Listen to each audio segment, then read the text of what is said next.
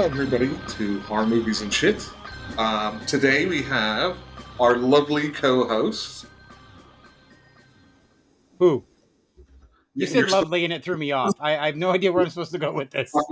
you're supposed to say your name, you fucking Oh, doofus. my name's Jim. Okay, and we also have somebody from the future. Jim, do you We want to introduce our time traveler? we do. Reporting to us from the future is David Jack Fletcher. He is a horror author and a co-founder or Yeah, founder co-founder. of co-founder of Slashic Horror Press. Thanks for having me, guys. It's always nice to look into the past. Hindsight is 2020, right? It is. I I really hope tomorrow is better than today, and globally. Oh, this morning's news in Australia Yeah. was a guy's dog got taken into the river by a kangaroo, and it tried to drown the dog, and so he went into the river to save his dog, and he ended up in a boxing match with the kangaroo. That's our news for this morning.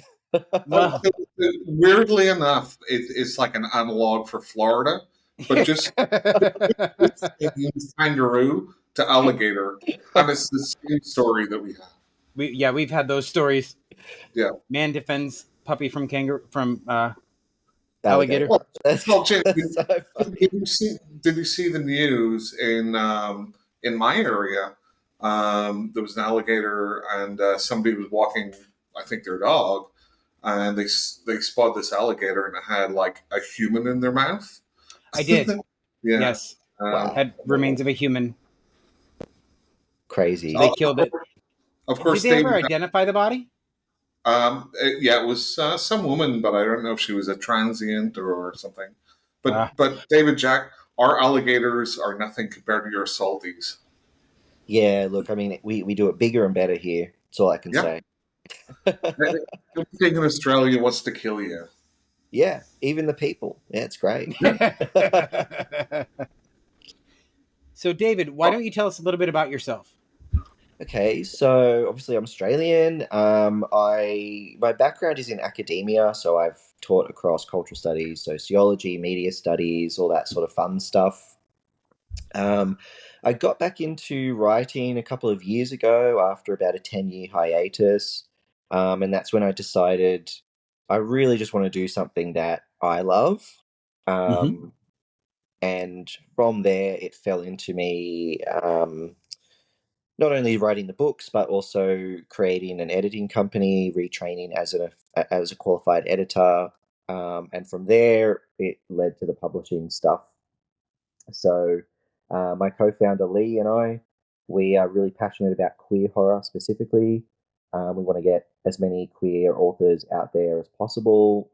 Awesome stories where the queer characters aren't the side characters. They're not the butt of the joke. They're the protagonists. They carry meaning. They carry weight around.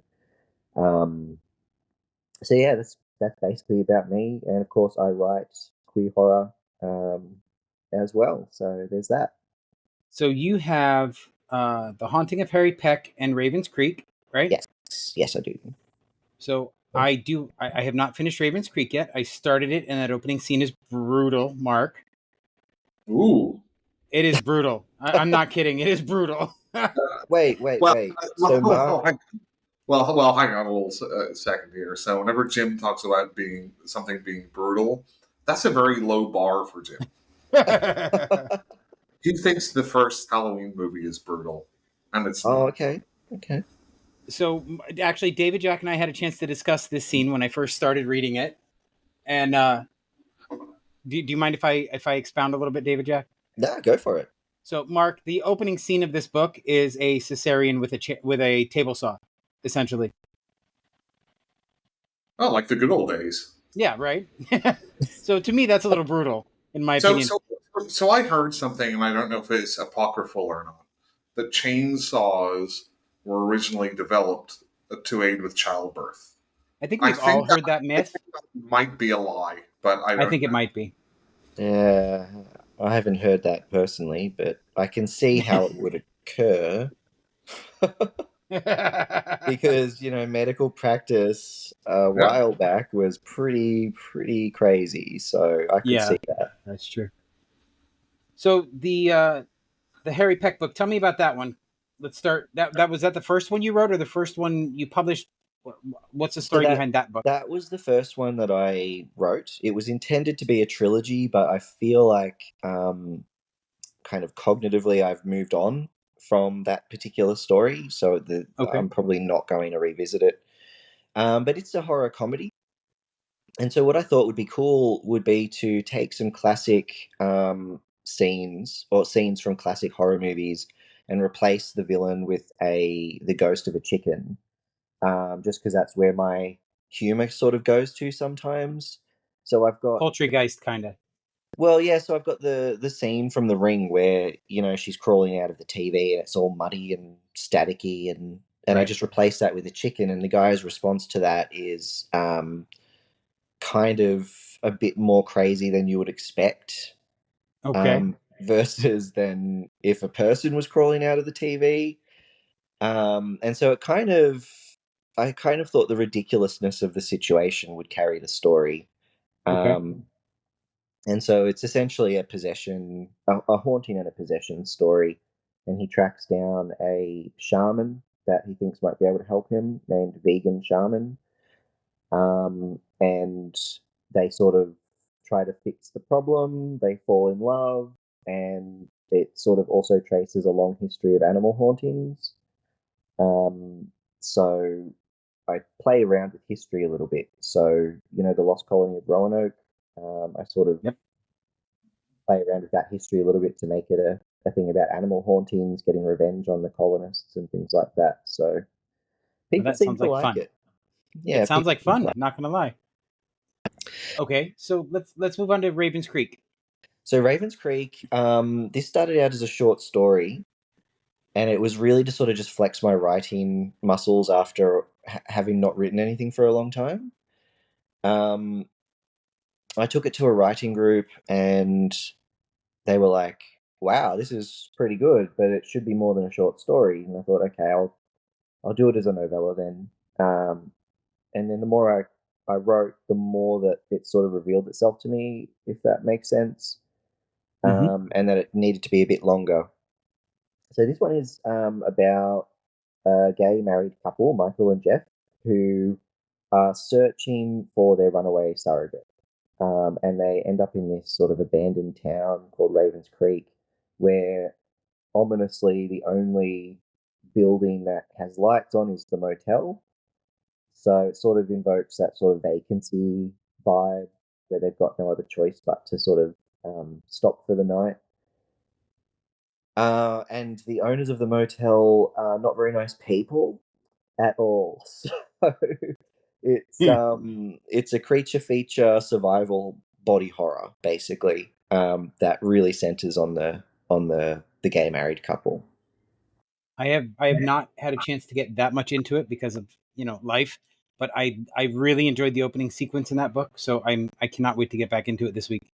Well, I'm keen to see what you think, Jim. Are you now? I am, yeah. Well, I'm I will always definitely let you keen. know. I'm always keen to hear from readers because there are some things that really work for a large portion of people, and then there are some Hmm. things that others will interpret extremely differently with a meaning that I hadn't intended.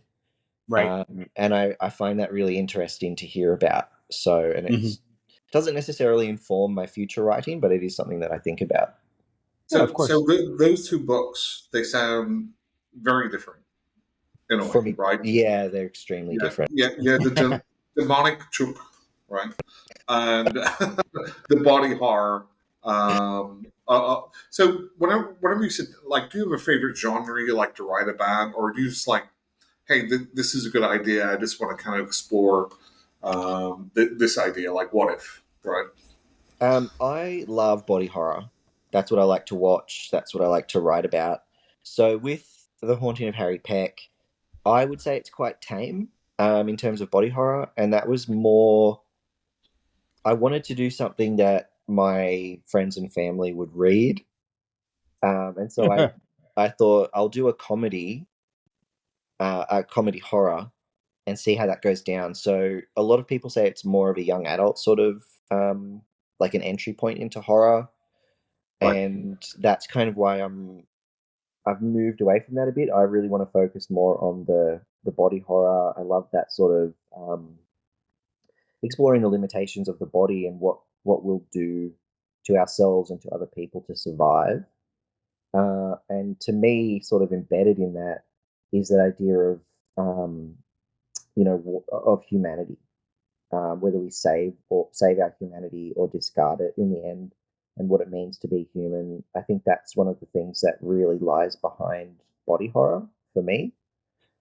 So those are the sorts of themes that I like to write about. Right. And we actually did an episode, Jim, if you remember, about body horror. We And did. to me, it's about the transformation, right? That's the Yeah. process. That's the body horror. And, honestly, it could be good or bad, right? I mean, just depending on how you look at it. And you can look at, obviously Cronenberg is a poster child for, movie body horror. Yeah. And it's almost like the destruction of the self. Yeah. Is that like primal, horrific, like somebody getting cancer, right? I mean, that's kind of body horror, right? Because your own body is destroying your body, right? Yeah. Yeah. And it's that sort of primal, relatable fear, right? It's not like an alien coming down or a demonic chicken. Yeah. Yeah. Like Well, your body is the enemy. chicken. Well, I mean, we can talk about geese, and they're pretty. We're not in Canada, Mark. But really, I think body horror really is about that slow transformation from what you know into something that you don't know.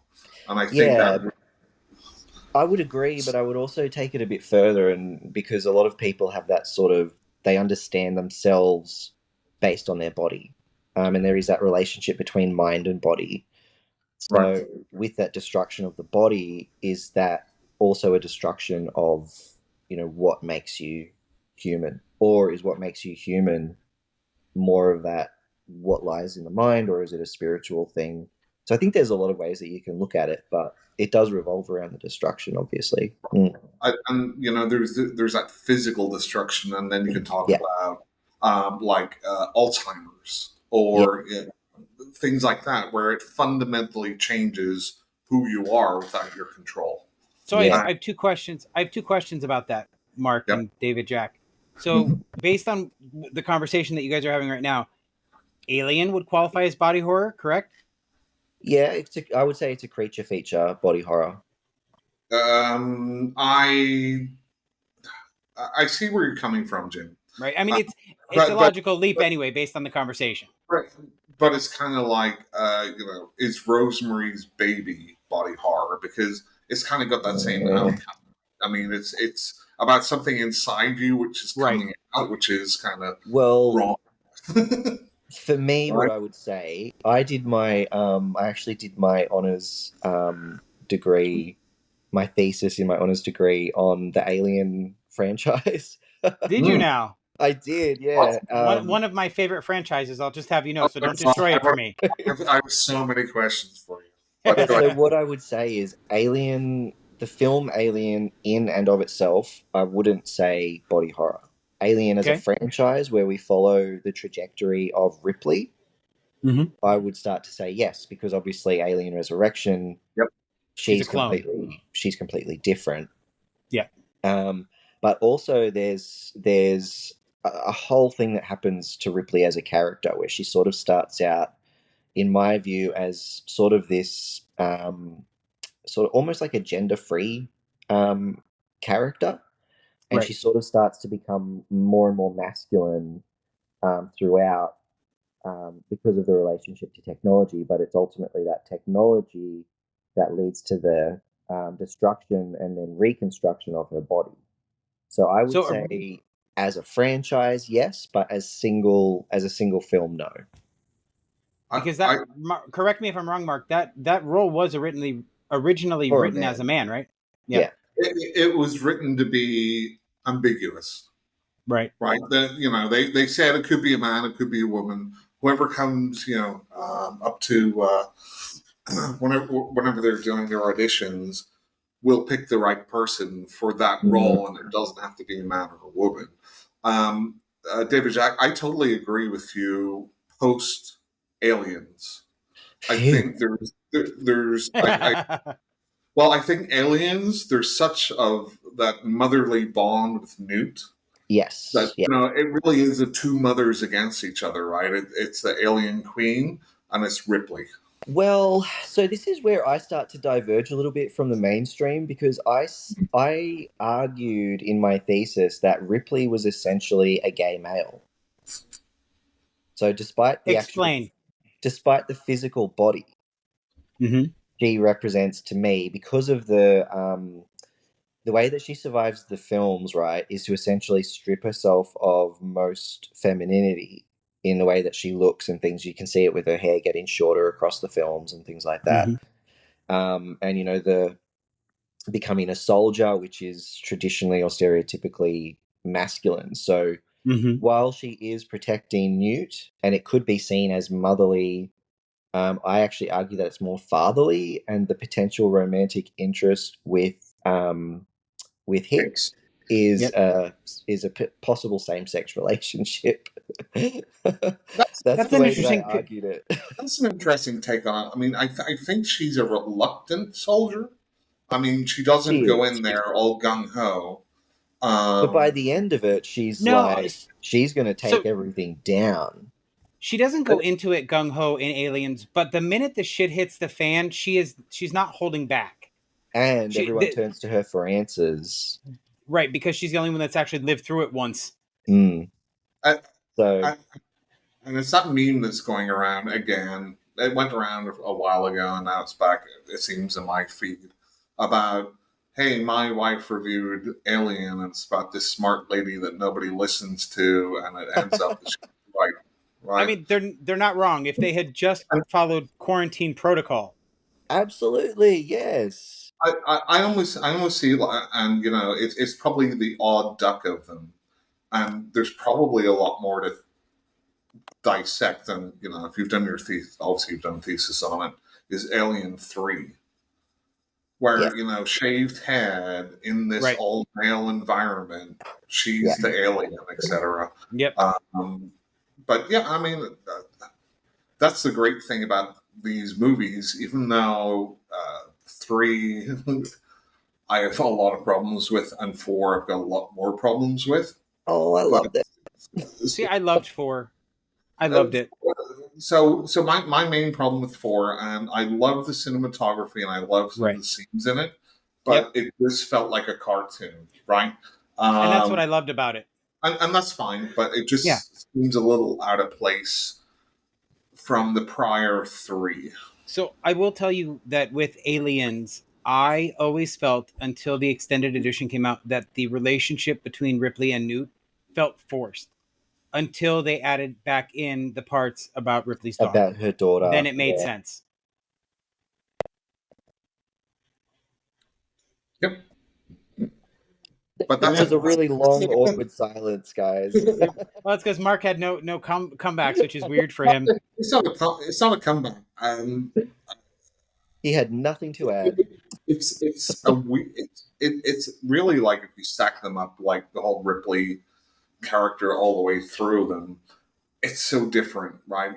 Yeah. I think especially 3 and 4 compared to 1 and 2, Mm-hmm. it and obviously part 4, it's not actually Ripley, right? It's a clone of Ripley. Right. So and she got alien stuff going on inside Yep. her.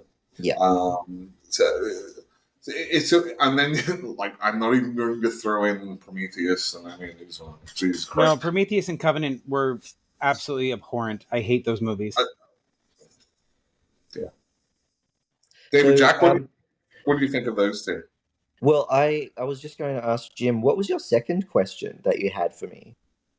Because you Oh, said the so first question was about Alien. right. So the other question, the other thing I was going to bring up is when Mark mentioned dementia and Alzheimer's being essentially body horror is the taking of Deborah Logan. That almost elevates that into that realm too, right, Mark? Yep, totally agree. The Yep. Yeah. horror of that movie is as much even Yeah, if it wasn't all the supernatural part of it. yeah, It's just the caregiver and yep, the elderly mother mm-hmm, who's unfortunately, got Alzheimer's and is losing it, and right. that's the real life kind of tragedy that we all know. Somebody's had that, or somebody that we know has had that. So, Yeah. Yeah. Great question, Jim. Thank you. Thanks for answering that, Mark. Right. How did you feel about the movie, David Jack? I would actually second what Mark said. So. See, I mean that's I don't know. So anyway, let's move on to Slashic Press or Slashic Horror, shall we? Slashic horror Explain. press. Thank you. Though I'm never going to get all three names correct in the same sentence. It's just not going to happen. But you know what I mean. Um, so tell me how that came about. Well, I I noticed with a bunch of other indie presses that they were doing some really important work with queer anthologies. Mm-hmm. Um, but there are only a few presses that really focus as their core model on queer horror. Right. And so while there are outlets for people to get their work out there, I wanted to kind of make more of a community around queer authors and a place that they could sort of all come um, together to share their work and things like that. And when people look at our website, they know exactly what they're going to get. And I feel like that sort of to me, it really helps uh, build more of an environment for queer authors and queer readers, Yep. rather than having to sort of look around at different places. What are their queer titles and how do we know that?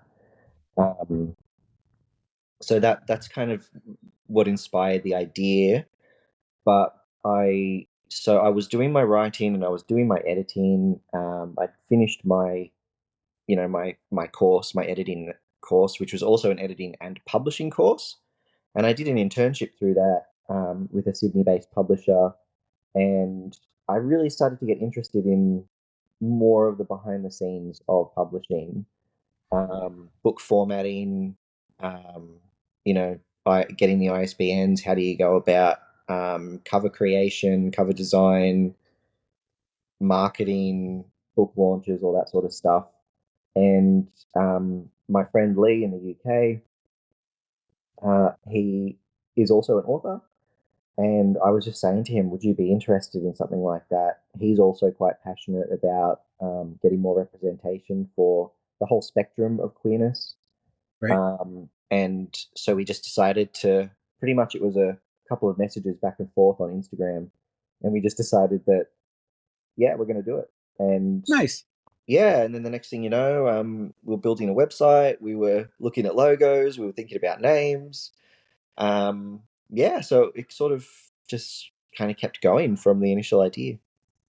Well, we've been lucky enough to talk to two of your authors so far, Oh, Carlos really? Rivera and Kisto Healy. Oh, lovely. Um, They're so amazing I'm guys. I'm still editing Kisto's episode right now because it went a little long, but it was they're both awesome people. They How do you are. go They're about lovely. finding authors?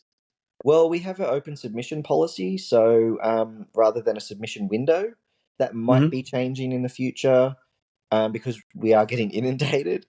But so basically, we just remind people we're always open for submissions. These are the guidelines, and people just keep submitting to us. So what happens from there is we read the sample because they submit a 50 Mm-hmm. page sample to us, and we determine. I mean, we've had a lot of people submit like some pretty well known names in the indie community, Mm-hmm. but their work isn't queer. They're not queer. Um, and it's like that's maybe something we might look at in the future in terms of getting some allies out there as well. Right. But at the moment, our core focus is central to the queer authors, and we want the work to have some queer visibility as well. Mm-hmm. So, Sorry, I knocked something over. oh, Jim, honestly, Oh, for fuck's sake! I know. I can't take me anywhere. we have to start again. We've got to start all over again.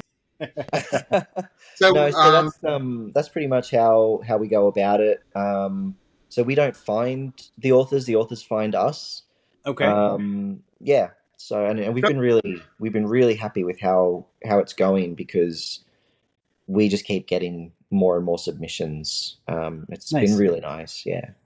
so I have a question about that, David Jack. So, I'm typically the minority on this podcast because I'm not gay. You know, Well, but you know what they say, Mark, though.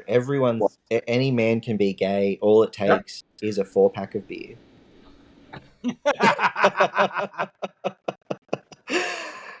I'm it's a kidding. I'm sliding, kidding. It's it's a normally a sliding 6-pack. scale. If people came in here and said, "Well, maybe I don't know." Anyway, just a question about so whenever you're looking for authors or they're submitting stuff, is it that they're gay or that they have to have like a gay characters or have some plot device where it's inclusive with the gay community, Yeah, or so yeah, I wouldn't say gay community, it's the queer community, only because gay sort of doesn't really reflect bisexual, trans, all the people on the spectrum. But um, what I would say is the way that the author identifies is not important. right. What they're getting through in their work is important. So if they have that queer visibility, um, that's what we're really looking for. But so when I say that, we have had people say, "Oh, I can just edit one of my characters to be gay," and to me, that's not the same thing as writing a queer book. That's sort of just trying to tick a box to so a publisher will accept your work. Right. And I can see why people might do that because getting something published is really hard. But what we're looking for as well is that authenticity behind the characters. So there's a reason that they're writing the character that way, rather than just editing them for the sake of it, if that makes So sense. yeah, no, that totally does. And just to be clear, and Jim, we've been doing this podcast for a long time. Yeah, about a year. Gays compared to queer, I don't. Is it a cultural thing? So Because you're thinking gay? Gay is one subset of the queer culture, Mark. Yeah. You also okay, have, when you say queer, you're encompassing the lesbian, bisexual, transgender, questioning, androgynous, and there's one other one that I'm missing. Well, there's asexual, there's Right. pansexual, So there's when you say queer, non-binary, it genderfluid. includes everybody rather than okay. just gay. So queer is all the letters, right? Yes. Hmm. Okay, gotcha. No, honestly, I just don't want to like missay something Oh because no, it's totally fine. because words are important, right? And how you say things are important. So Yeah. Whatever I you don't do, David Jack. inclusive. Whatever you Whenever, do, David Jack. Don't say the word woke in front of Mark, please, oh ever. well, that's different. It's actually not a word that that I generally use, to be honest. Unless I I, say I woke up this morning. I don't really I use it in the way that other people are using it these I days. used it once. I used it once incorrectly in front of Mark. He still won't let me live it well, down. Ooh. I just think woke is used as generally in the U.S. anyway, Yeah, like a derogatory term, it right? is. If you're woke, you're like, there's different aspirations that they put on that word, but it's usually used derisively. And I think just woke, just like to me, if you say you're woke, I like, okay, I'm woke because I would like everybody to have equal platform to succeed. If Mm, that makes me woke, then I'm woke. Yep. I don't care fair who enough. you are. Anyway, we're going to other podcast territory there, Mark. Yep. So, um, I'm curious, David Jack, with your publishing, um, Mhm. what's the oddest experience you've had so far with your submissions? Um, gosh, there have been a few. Um, okay, odd in what way? In any way, let's go with the most amusing, so that we're not, getting into into Oh, weird territory. Look, I mean, it's okay. Something that doesn't involve the authors, I'll do Hmm. that because Yeah, yeah. otherwise, when I put this up online, people and the Oh, yeah, authors yeah. We don't want to listen, get you in trouble. No. they'll go, "That was me." so, um, so Yeah. one of the oddest things that has happened was when we submitted. I uploaded the files to KDP Hmm. and hit publish, and it can take. It says it can take up to 72 hours to get it to be live. So I always do it a few days in advance. Sometimes that means the book's released, a day or two early. That's fine. But what we found was just in this one instance, we were waiting 3 weeks and it was still in review. And I'm emailing Amazon, um, saying, this is what's happened. And I just kept getting a robot response saying, hi David, which really annoys me by the way. Like they can't read hyphens. Like, come on, AI, Right. do better. But so they're like, "Hi, David. Once you hit publish, it can take up to 72 hours." And I'm like, "Yes, I know that. Please refer to my previous email that says I have been waiting for 3 weeks, which Right. far exceeds your 72-hour guideline." And it just went back and forth for another 2 weeks. I eventually got on the phone to Amazon. And the person I spoke to was like, "Oh, I can see that your title is in review. This can take up to 72 hours." I'm like, "Can you please just like fucking listen to me?" And it was just very strange because, by that point, we'd published a few books. It had never happened before. There's been no explanation as to why this happened in the first place. I went on forums, I asked in Q&A things, and no one had a reasonable answer for me. So I would say that's the strangest experience I've had so far. Okay. That's fair. Mark, what are the questions you got for David Jack? So I have just a general question. Obviously, I'm more of a movie guy than a book guy. Jim's the nerd here. Uh, so I'm like sitting here, like there's lots of classic Australian horror movies. Yeah. Hmm. I'm trying to think of one that has queer characters in it that I've seen. So do you, is, is there any out there? I'm sure there must be, right? Not that I've seen. No.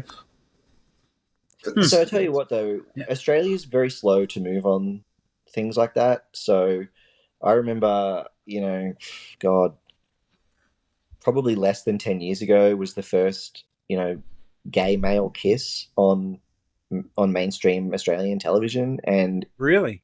it got like real like it got a lot of hatred. So Wow. um we're very slow on the uptake with that sort of thing.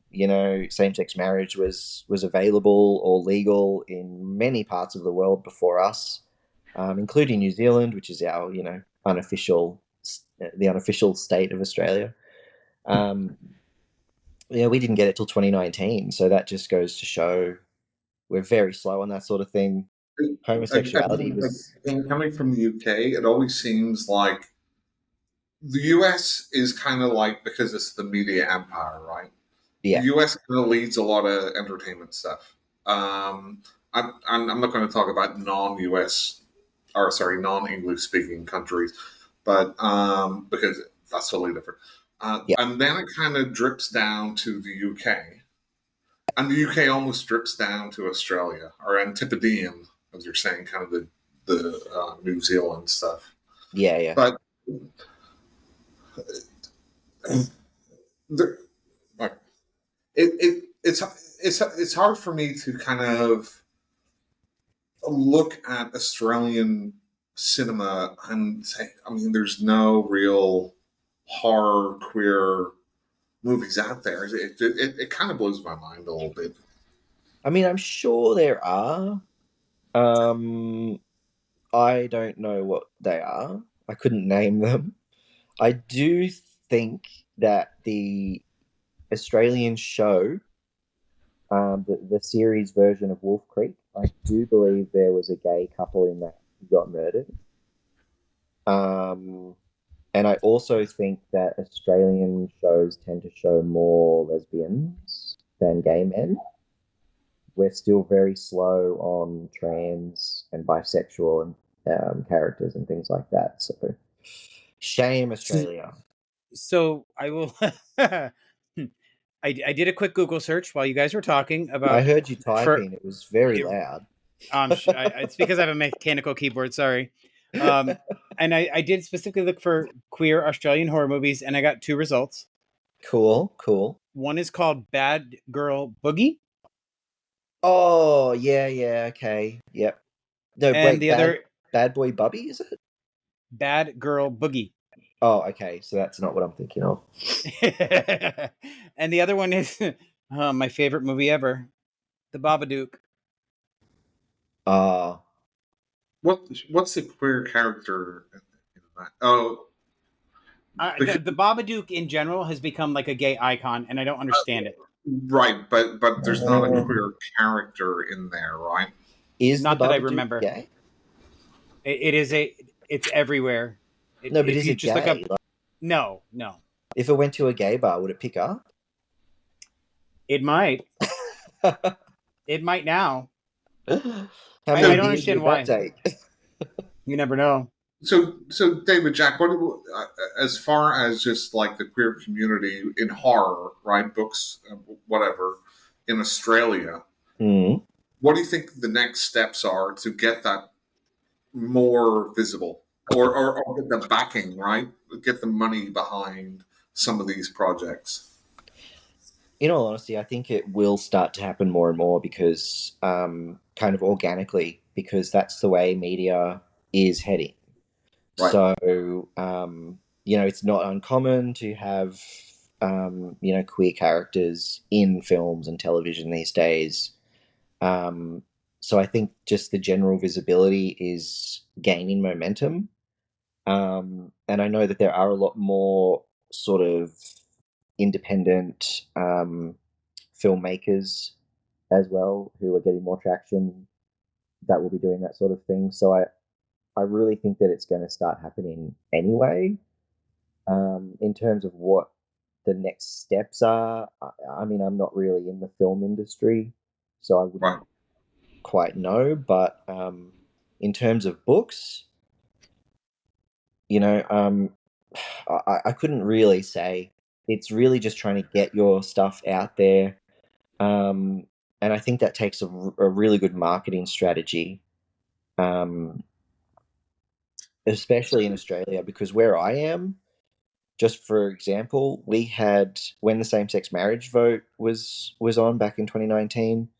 We Yeah. had hate mail in our mailbox. We had friends whose houses got egged and graffitied, and people were getting assaulted, and kids were being taken away from their parents and that sort of thing, just in my area. So I think there's a thinly disguised veil of acceptance in a lot of places in Australia, from my experience. So I think in general there needs to be a kind of a paradigm shift, a shift in ideological values around what people are consuming. No And more book bans, for fuck's sake. Like, Right? I think that there's just a lot that needs to happen in general. there's in the U.S. certainly, in a lot of what we call red states, right? So me and Jim live Yeah, in yeah, Florida, so there's book bans and stuff, and they really, really like. Okay, so they kind of had the gay thing right in the '80s. Oh, we hit the gays, and then society kind of moved on. Okay, gays are okay. Now it's transgender. No, honestly, it's like transgender is the big yeah, boogie, yeah, and it's always shifting the goalposts to something else that is not considered traditional Christian family. yeah, yeah. Well, here's an example for you from something that happened to me recently. I was at a barbecue, classic Australian barbecue, and we just got into talking about things. And this woman at the barbecue was like, "Oh, we had this, and she had her hand to her chest like she was clutching at invisible pearls.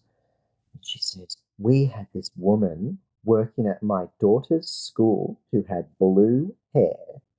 And I said, so what? And she said, we just don't see that sort of thing around my area. And I'm like, are you kidding? Then it got into things like tattoos and how tattoos are only for criminals. And it's like those sorts of stereotypes and the stigmatization that accompanies it, it's still very much alive today. And if, you know, we're only talking about blue hair and tattoos in that instance. So I think there's just a lot of work in general that needs to be done around acceptance versus tolerance. And that is absolutely awful. And a lot of these people run around saying people should have freedom, right? Oh, you Yeah, should all be free unless you're doing something which I dislike, and yeah, then should be victimized. yeah. I'm sorry, And David. mind I you, yeah, she was saying all this stuff in front of me, and I have multiple tattoos that are visible to the naked eye, and I was like, really? Come on.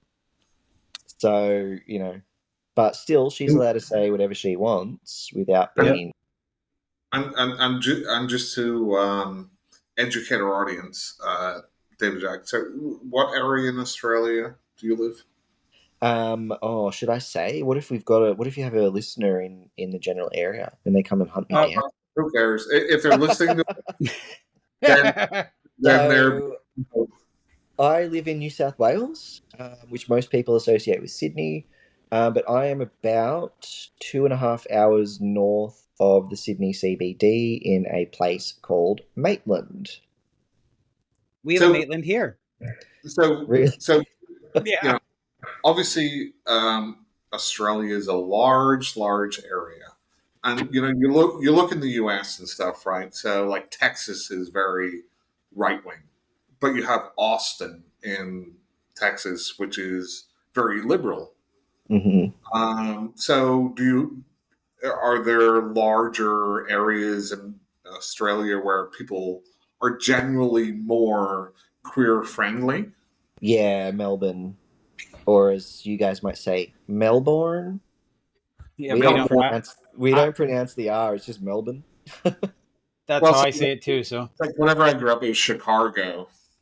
It's not Really, Chicago, Chicago, but it's Chicago. Chicago. Chicago. Um, so I would say more the city centres. So Melbourne CBD, Sydney CBD, sort of the outer regions of Sydney, I would say is still quite problematic. But then you've got suburbs like Redfern, which is very gentrified now and very queer friendly from what I've experienced. Um, but yeah, look, I mean, where I am, it's not necessarily bad for in that Right. way because I'm a bit more sort of I'm not rural, but I'm a bit more sort of suburban. Um, but I do find that in times of high political stress that people tend to reveal their true colors around how they feel about things. Yeah, Uh, I mean, whenever things get stressed out, it's always a minority to blame. yeah, but somehow it can feel like it's not the minority because of the strength and the loudness of the messaging that comes out. I mean, we had a meeting at our town hall to how to get rid of the queers or how to get rid of the gays in their town when the same sex marriage thing was on. So there are still lots of people that feel quite strongly against our existence, and that's why I think that films and television and books and radio programs and podcasts that highlight the visibility of queerness and the everydayness of queerness, that's why I think they're important. Is there much of is a lot of that religious based or just societal based? I couldn't Does really that make sense? say, to be honest, because there are a lot of old Catholics in the area, but then some of those people are quite friendly, are queer friendly. So I really couldn't say. Yeah. I just don't really like in my head because my education about Australia is Home and Away and Neighbours, and they don't talk about religion much on those soap operas. No, and they don't have gay characters really. I think they did at one point, but EastEnders, is it EastEnders or Coronation Street? They had a gay guy on that like 20 years ago. Yeah, well, And UK is very progressive. yeah, or was it? It'd probably be about 30 years ago now. We had gay characters show up on one of my mom's favorite soap operas way back in the early '90s, Mm, and he Yeah, refuses to talk about it now. I don't yeah, know why, but he so does. He refuses. it's yeah, we're very slow on the uptake with some of those things. So, Mark, do you have any more questions? yeah. So, do you have any upcoming books that you're writing? Any project? I do, and for anyone who's listening, Jim's eyebrows just went like way up to the roof because Jim recently did a beta read for me for my next book called The Count, and he really liked it, so I'm told, and so Oh, that's going to be out in it'll be out in April 2024. And that's a sort of a twist on vampirism. Mhm. And I did that because there aren't a lot of vampire texts or films that I really enjoy. And I thought I want to do something that focuses on some similar themes, around bloodlust and all that sort of stuff, in a way that's different, and in a way that I think is fresh personally. So Jim's not saying anything. He's like, "Nah, it's not fresh." I don't want to spoil anything for anybody, so I'm keeping my mouth shut. um, All anybody needs to know is I enjoyed the book. I enjoyed it yeah. very much. So in this one, my protagonist is kind of a mid-30s gay male who moves into a new house, and there are some kind of problems with the house, shall I say. His best friend is also gay. I like to write about gay bears, and every interview that I do, I talk about this because I think it's really important.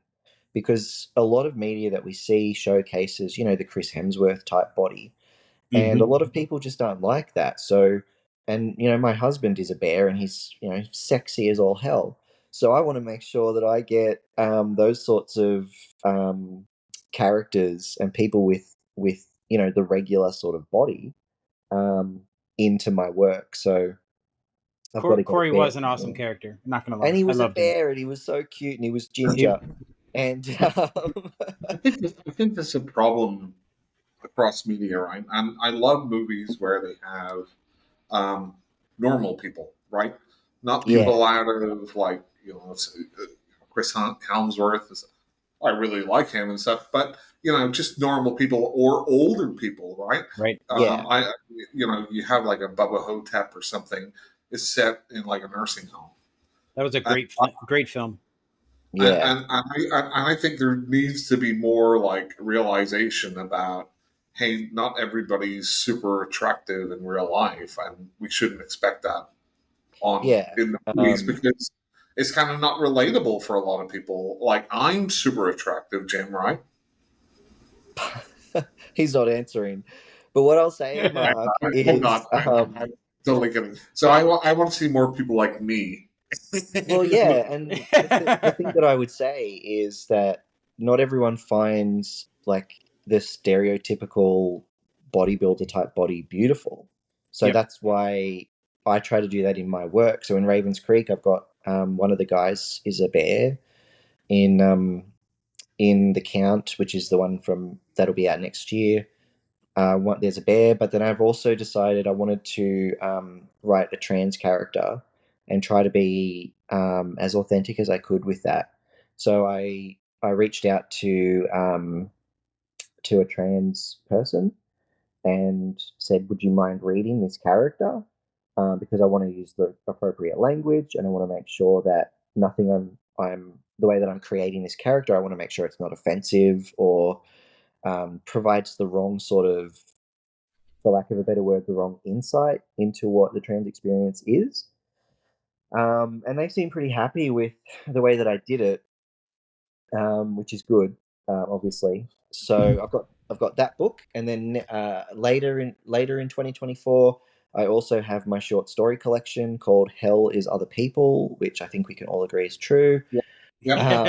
And that's going to have a novella to start off with, and then a bunch of stories that I've previously had published, along with some other original material. So, Sorry, Mark, Jim. there were two things about this book that really creeped me out. Do you want to tell them what it was, David Jack? What? Well, the fact that one of the characters is named after my sister. Oh, and they have a lot of similarities. And then so he messaged me being all like, "Are you stalking me?" And I'm like, I don't have the energy to be a stalker, but so one of the characters is named after Jim's sister, and apparently there are quite a few similarities. Which is in itself like not a good thing for your sister. And the other thing was one of the characters is named Jimmy.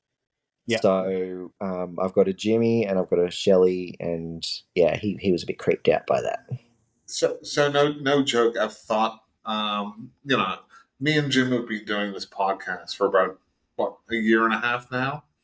I know so much about Jim's childhood that I should write like a book about it. I told you this was didn't I, David Jack? It would be, it would probably be banned. It probably would. It probably would. I mean, I'm waiting for this. People can say they've had a great childhood, though. Really, in retrospect, I don't think my childhood was bad. Mark thinks my childhood was bad. I don't know. I mean, you didn't turn out great. So okay. So we keep on going over this every podcast, but we have to do it. There's new people on every time. See, David Jack, here comes the story that I told you about before Mark jumped on. Go ahead, Mark. So there's two main stories, right? Yes. It's an anthology. I'm thinking about an anthology. So, Jim, talk about why you didn't go to the movie theater for 30 years. Yes. So, from the time I was about 12 until I was 47, I did not go to the movie theater by myself. And that's because prior to becoming 12, 3 times I went to the movie theaters, and all 3 by myself, and all 3 times gentlemen would sit next to me and pleasure themselves. Oh, so I stopped going to the theaters by myself. That's disgusting, but also tell me what cinema it was. But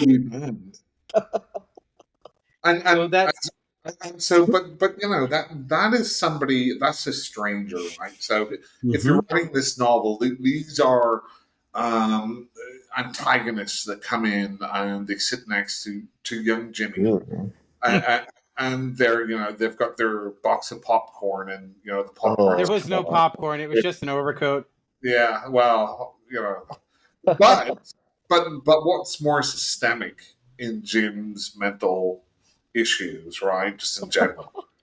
Here comes the entity, David Jack. Here comes the entity. I told you. So, David Jack, have you seen the movie The Entity?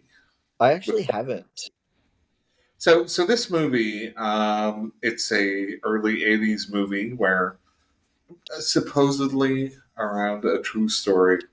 Wrong. Yeah. Okay. So it's not. But Barbara Hershey is repeatedly raped.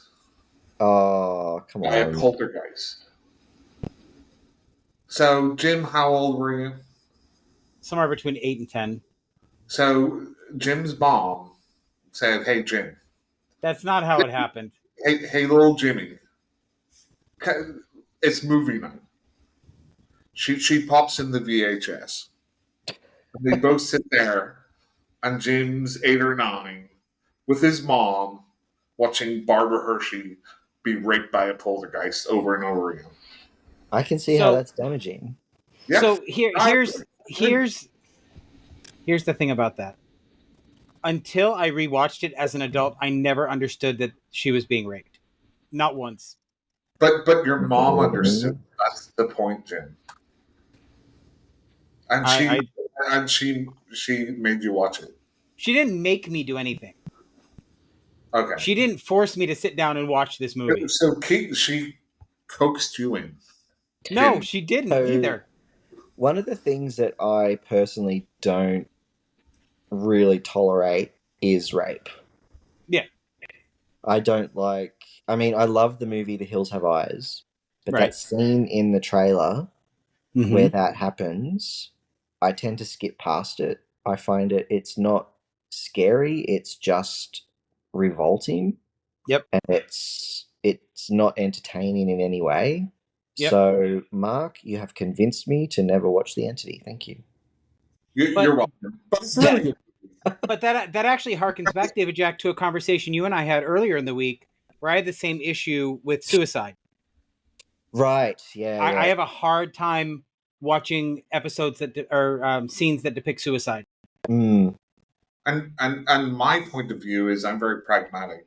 And I always look at a movie, right, and say, okay, there's this awful scene, and then the director says cut, and then the actors walk off and they, go get lunch or whatever. So, yeah, but like, I if just, I want to be scared, I'll watch the news, I'll watch documentaries, I'll read history. yeah. Like, nothing really in a fictional movie bothers me. I don't care. It's just It's like, Well, not the fact. It's not really that. For me, it's the fact that of all the things that could take place, of all the sorts of violence that can happen towards women, it's always rape in these movies. Like they see a woman and go, "Oh, sweet, I can fit my dick in there," and I just think that is with the amount of rape that actually happens in real life. Watching the news, yeah. I just think that perpetuating that in film can be a little bit damaging, especially because there's a lot of rape porn, and I kind of see them as a little bit connected. So for me, it's just not a good thing. and I think we Even all though, have subject matter. I think we So, all have subject matter we don't want. We'd rather not watch on screen, right, Mark? and I agree, and I think so for me, I don't like to see dogs or animals being oh killed. yeah, On yeah, Right. like, but yeah, that's my level.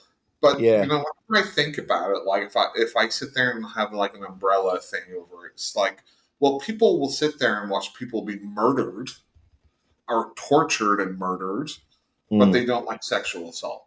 And, yeah, I yeah. think for some people, that's maybe from maybe experience that they've had or something, which Personal is just the, the, experience. the boundary, Possible. Yeah. what they don't like. Yeah, Again, for me, it's all fake. I understand that it happens in real life and it's terrible and yeah, yeah. it shouldn't be glamorized. And Right. I, I'm I'm trying to think of a horror movie where that happens and it's glamorized. I'm sure there is, but I Well, think for the most part it's portrayed as awful, right? It's you not know. So good. I mean, for a movie, maybe, but I will tell you a shining example of making rape into something sensational is um, the soap opera General Hospital in the 80s. Two of their most popular characters started out their relationship by him raping her. And then they became the most popular characters on the TV show. Got Uh, married and everything. so that's weird. That's a Yep. weird flip, Jim. Yeah, I've that's never seen that. The only one that I can think of that got a lot of controversy is Straw Dogs back in the 70s, where they kind of portray that she was enjoying it. yeah. But I think I think in most movies it's not seen as Mm. glamorized. I mean, it could be exploitative, Yep. The but thing that I'm a bit stuck on at the moment is the fact that Jim watched General Hospital. My mother did. My mother was obsessed with it. Like, And she always hated the fact that that's how that relationship started between two David, yeah, characters David named Luke and Laura.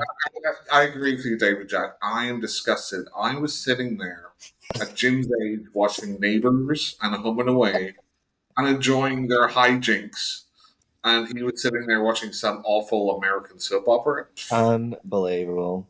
I know. Disgusting, disgusting. Shame, Jim. Shame. Shame. Yeah. It's okay. It's okay. I don't mind. So I Okay. will say as well, just to get off the topic of rape, because I think that's I not think a that's a good great. idea. Yeah. Yeah. So just back to Slashic Horror Press. Yeah, there you go. um, we've got our 2024 schedule pretty much sorted now. So anyone who Nice. is interested, they can expect to see one book per month for 2024, except for June, July, and December, because we're going to focus our energies on not burning out in those Okay, two fair enough. months. But so for the first 5 months and the last 5 months, sorry, that's my vacuum talking. So we're going to be publishing 10 books over the course of 2024. We've got one spot left, which might be filling up soon. And can you guys hear the vacuum Yeah, talking? we can. Yes. Is it a queer vacuum? It's no, it's not. No, it doesn't identify. It's just stupid.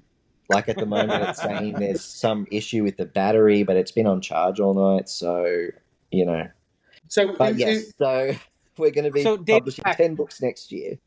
where can people go to find out more about Slashic Horror Press? Well, you can go to our Facebook page, Instagram, we're on Twitter. I do videos on TikTok as well. We have a website, just slashichorrorpress.com, where we list all our titles, and there are links to for purchasing. You can just search in when you go to Amazon. You can just put in the search bar Slashic Horror Press, and it will bring up all of our titles as well. Yep, there's also a nifty little follow button there. Yes, you can follow us everywhere, even around the street if you want to.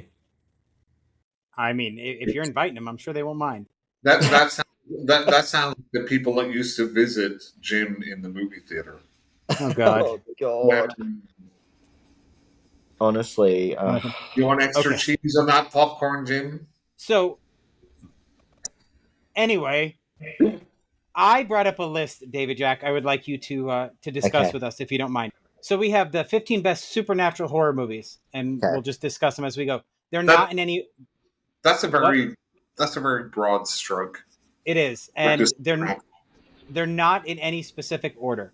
Okay. So it's just 15 horror movies. And the first one, Mark, you and I have talked about many, many times, is the 2004 remake of The Grudge. Yep. What did you think, David Jack? Why put the remake on there rather than just the original? That's my question. I didn't make the list. I couldn't tell you. No, it's just a question for the ether, just to go out there to our I did like it. I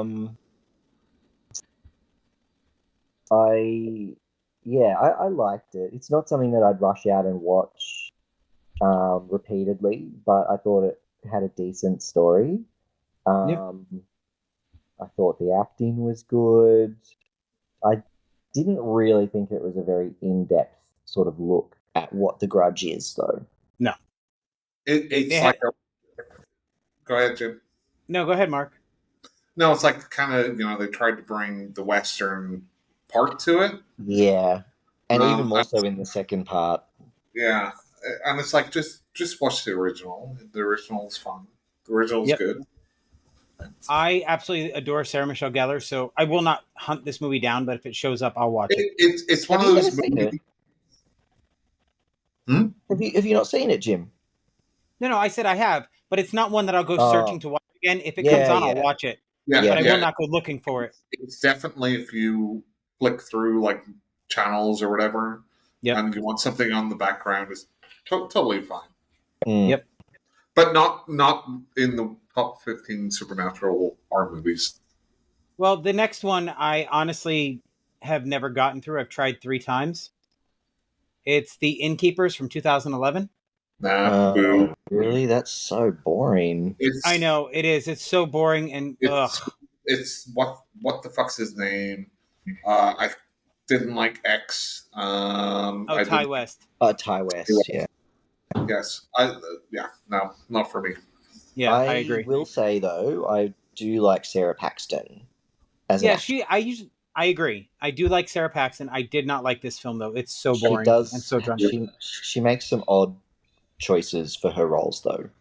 But you know what? Sometimes that defines somebody because they get known for doing odd stuff, so they wind up in some of the best films. This just was not one of those Yeah, choices. such as The Innkeepers. As an actor, you'd be like, "Are you paying me? Okay, I'll do it." Until Right. you get to a certain level where you can pick and choose. This see the next one. I don't think it's this isn't a supernatural film. It's about aliens. It's called Dark Skies from 2013. Yeah, I actually really It's like that. legitimately an alien movie. Mm. It's in no way, shape, or form a supernatural horror movie. I do So really thank you. like it, though.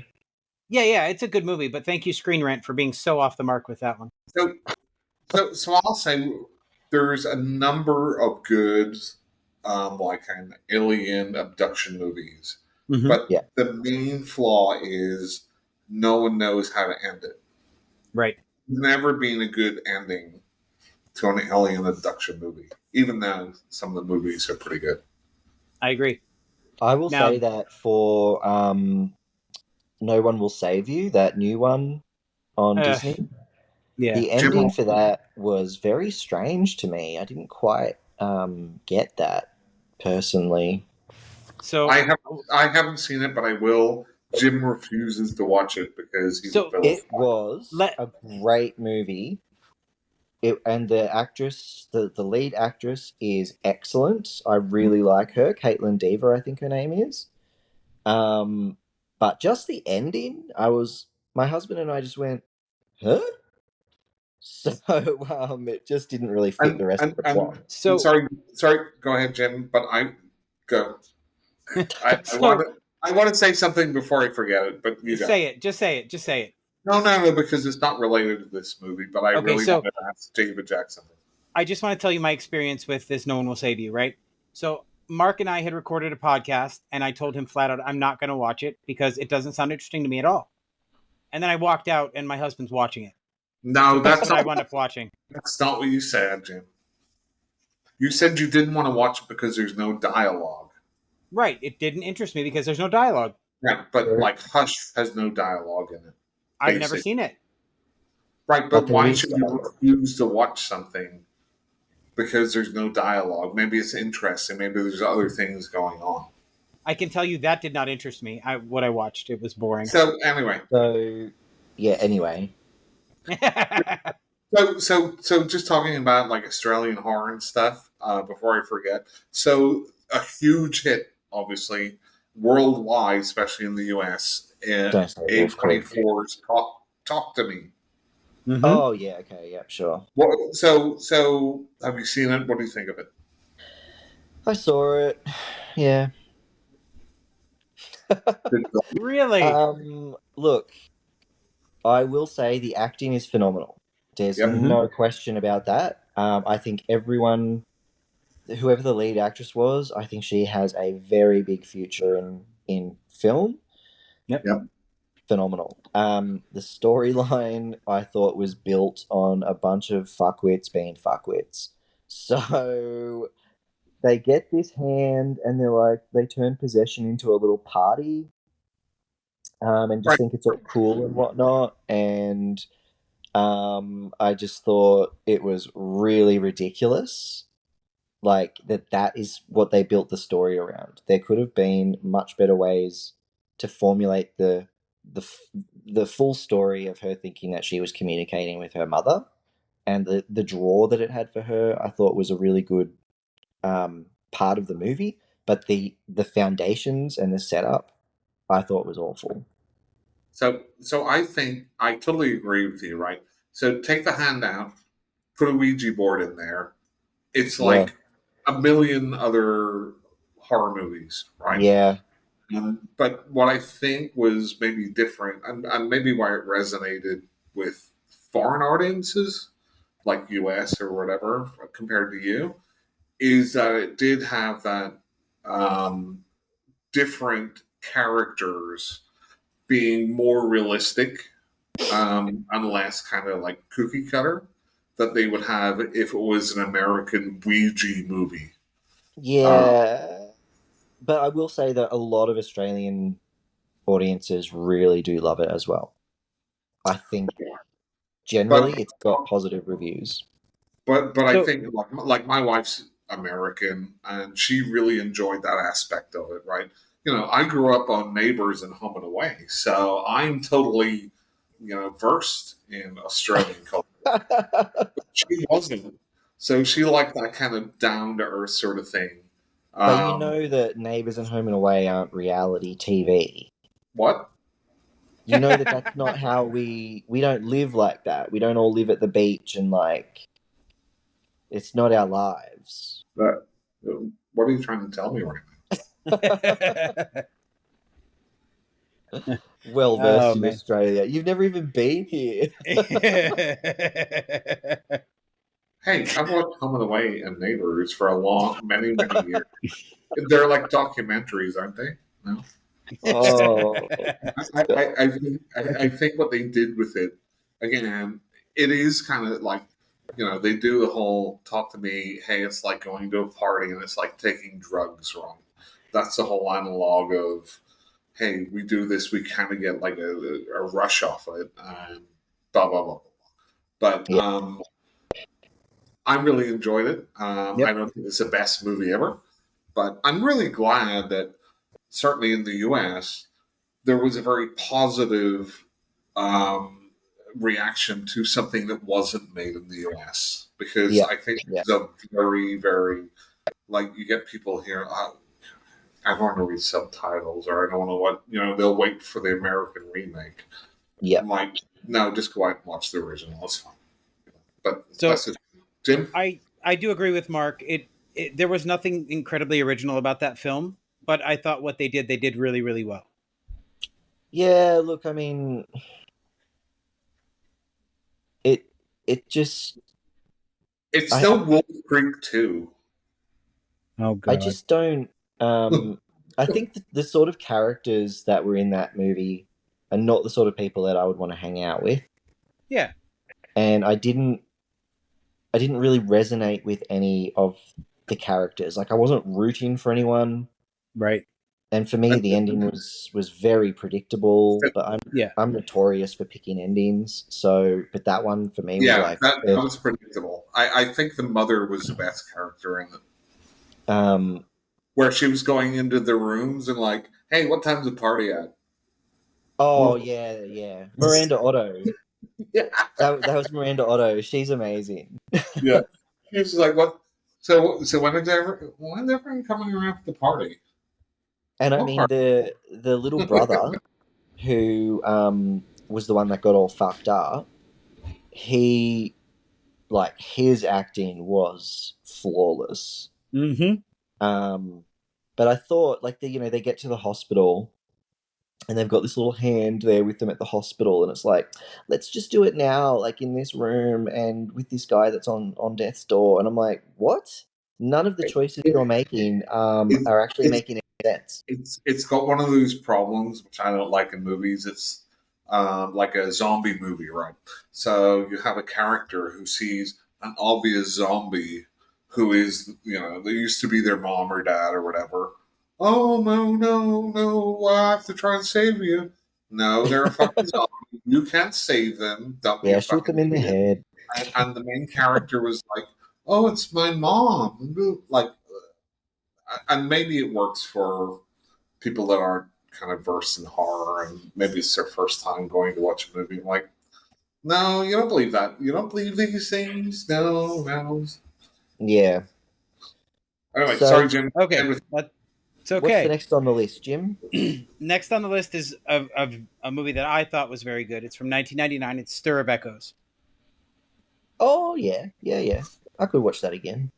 Yeah, I can honestly say I think I've seen it a total of 3 times since I saw it in theaters, and I still think it's a fantastic film. You've so only seen it 3 times, really? Yeah, yeah. Okay. so I've watched it a couple of times and it's a movie I really liked, but it's never a movie which I feel I need to go back and watch again. Mm. But whenever somebody brings it up, I'm like, I should watch it again. Yeah. But that's Yeah, sort of I like think Kevin stigmata Bacon. for me. I do the same thing. Mm-hmm. Mm-hmm.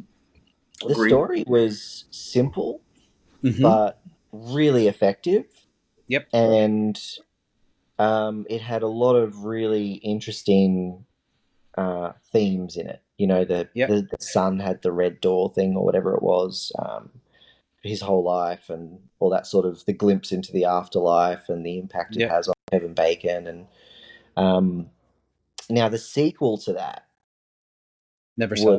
that was really bad. Was it? Yeah. Yeah, I feel there was a number of movies around that time, like The Sixth Sense.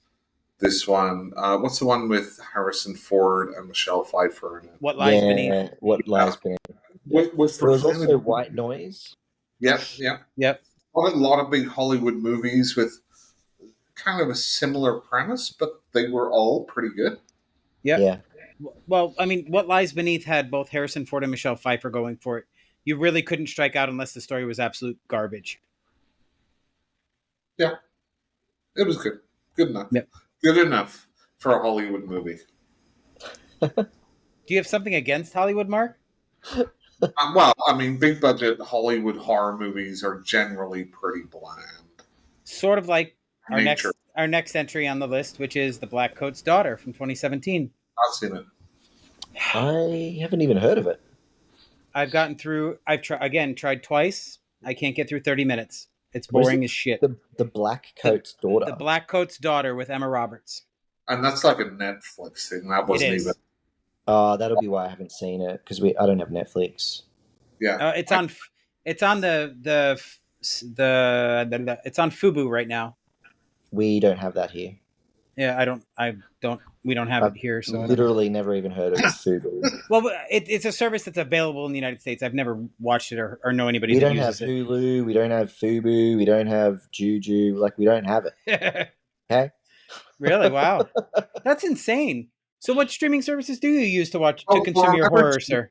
Australia is all of UK's prisoners. That's where they all came from. Not all of Then you should. us. So we have to. Well, no, the indigenous people are different. No, but I wasn't. I'm technically a Kiwi. Oh, you are? Ah, Yeah. An all Yes, black. I have a New Zealand citizenship. I don't have Australian citizenship, even So though I was you, born here. so you're a Peter Jackson fan. No. What? He's it. So we have Binge. Do you have Binge? No. nope, Okay. So it's like Foxtel. Do you have Foxtel? no. No. Okay. So we've got Prime Video, Amazon Prime Video. Yeah, we got that. We've got Paramount Plus. We've got Yep. AMC Plus. We've Yep. got Disney, obviously. We've got Stan, which is, I know that's a Australian owned one. Which one has Um, neighbors coming away on it? I think Netflix has the new Neighbours on it. What? Not in the So, U.S. I have to so write a letter. David Jack, just so Um, you know, those are the only two things he knows that are Australian. So that's all he's going to talk about whenever Australia comes up. I have Oh, noticed he fuck mentions you, it quite a lot. Jones. I grew up with them. I'm Kylie Minogue. I mean, I will say I did like Toadie. I liked Toadie as a character. Yep. Do you know who Toadie is? No. I don't. Jared Rebecki from Neighbours, the show that you're like completely obsessed with. So I will say that I was obsessed with Home and Away and Neighbors in the 80s, early 90s before I Yeah, left. that's the prime time of Toadie. Oh, have you seen Body Melt? Yeah, but that's got nothing to do with Toadie. You're trying to No, change the subject. it has. What was the guy's name? That was in. He was in Neighbors. He was like Harold or something in Oh, Body Melt. Harold, he was so cute. I remember like Body Melt came out and it blew my freaking mind. Body, no, not Biddy. Okay, hang on, I've looked Yeah, this now up. he's looking it up. Body Melt. I think his name was Ian somebody. Gerald Kennedy, Andrew Daddo. Hang on. Oh, look, Ian 100% on Rotten Tomatoes. Wow. Ian Smith. Ian Smith. Yeah, legend. Acting legend. I don't know who that Um, is. he played Harold Bishop. Yes. Yeah, great.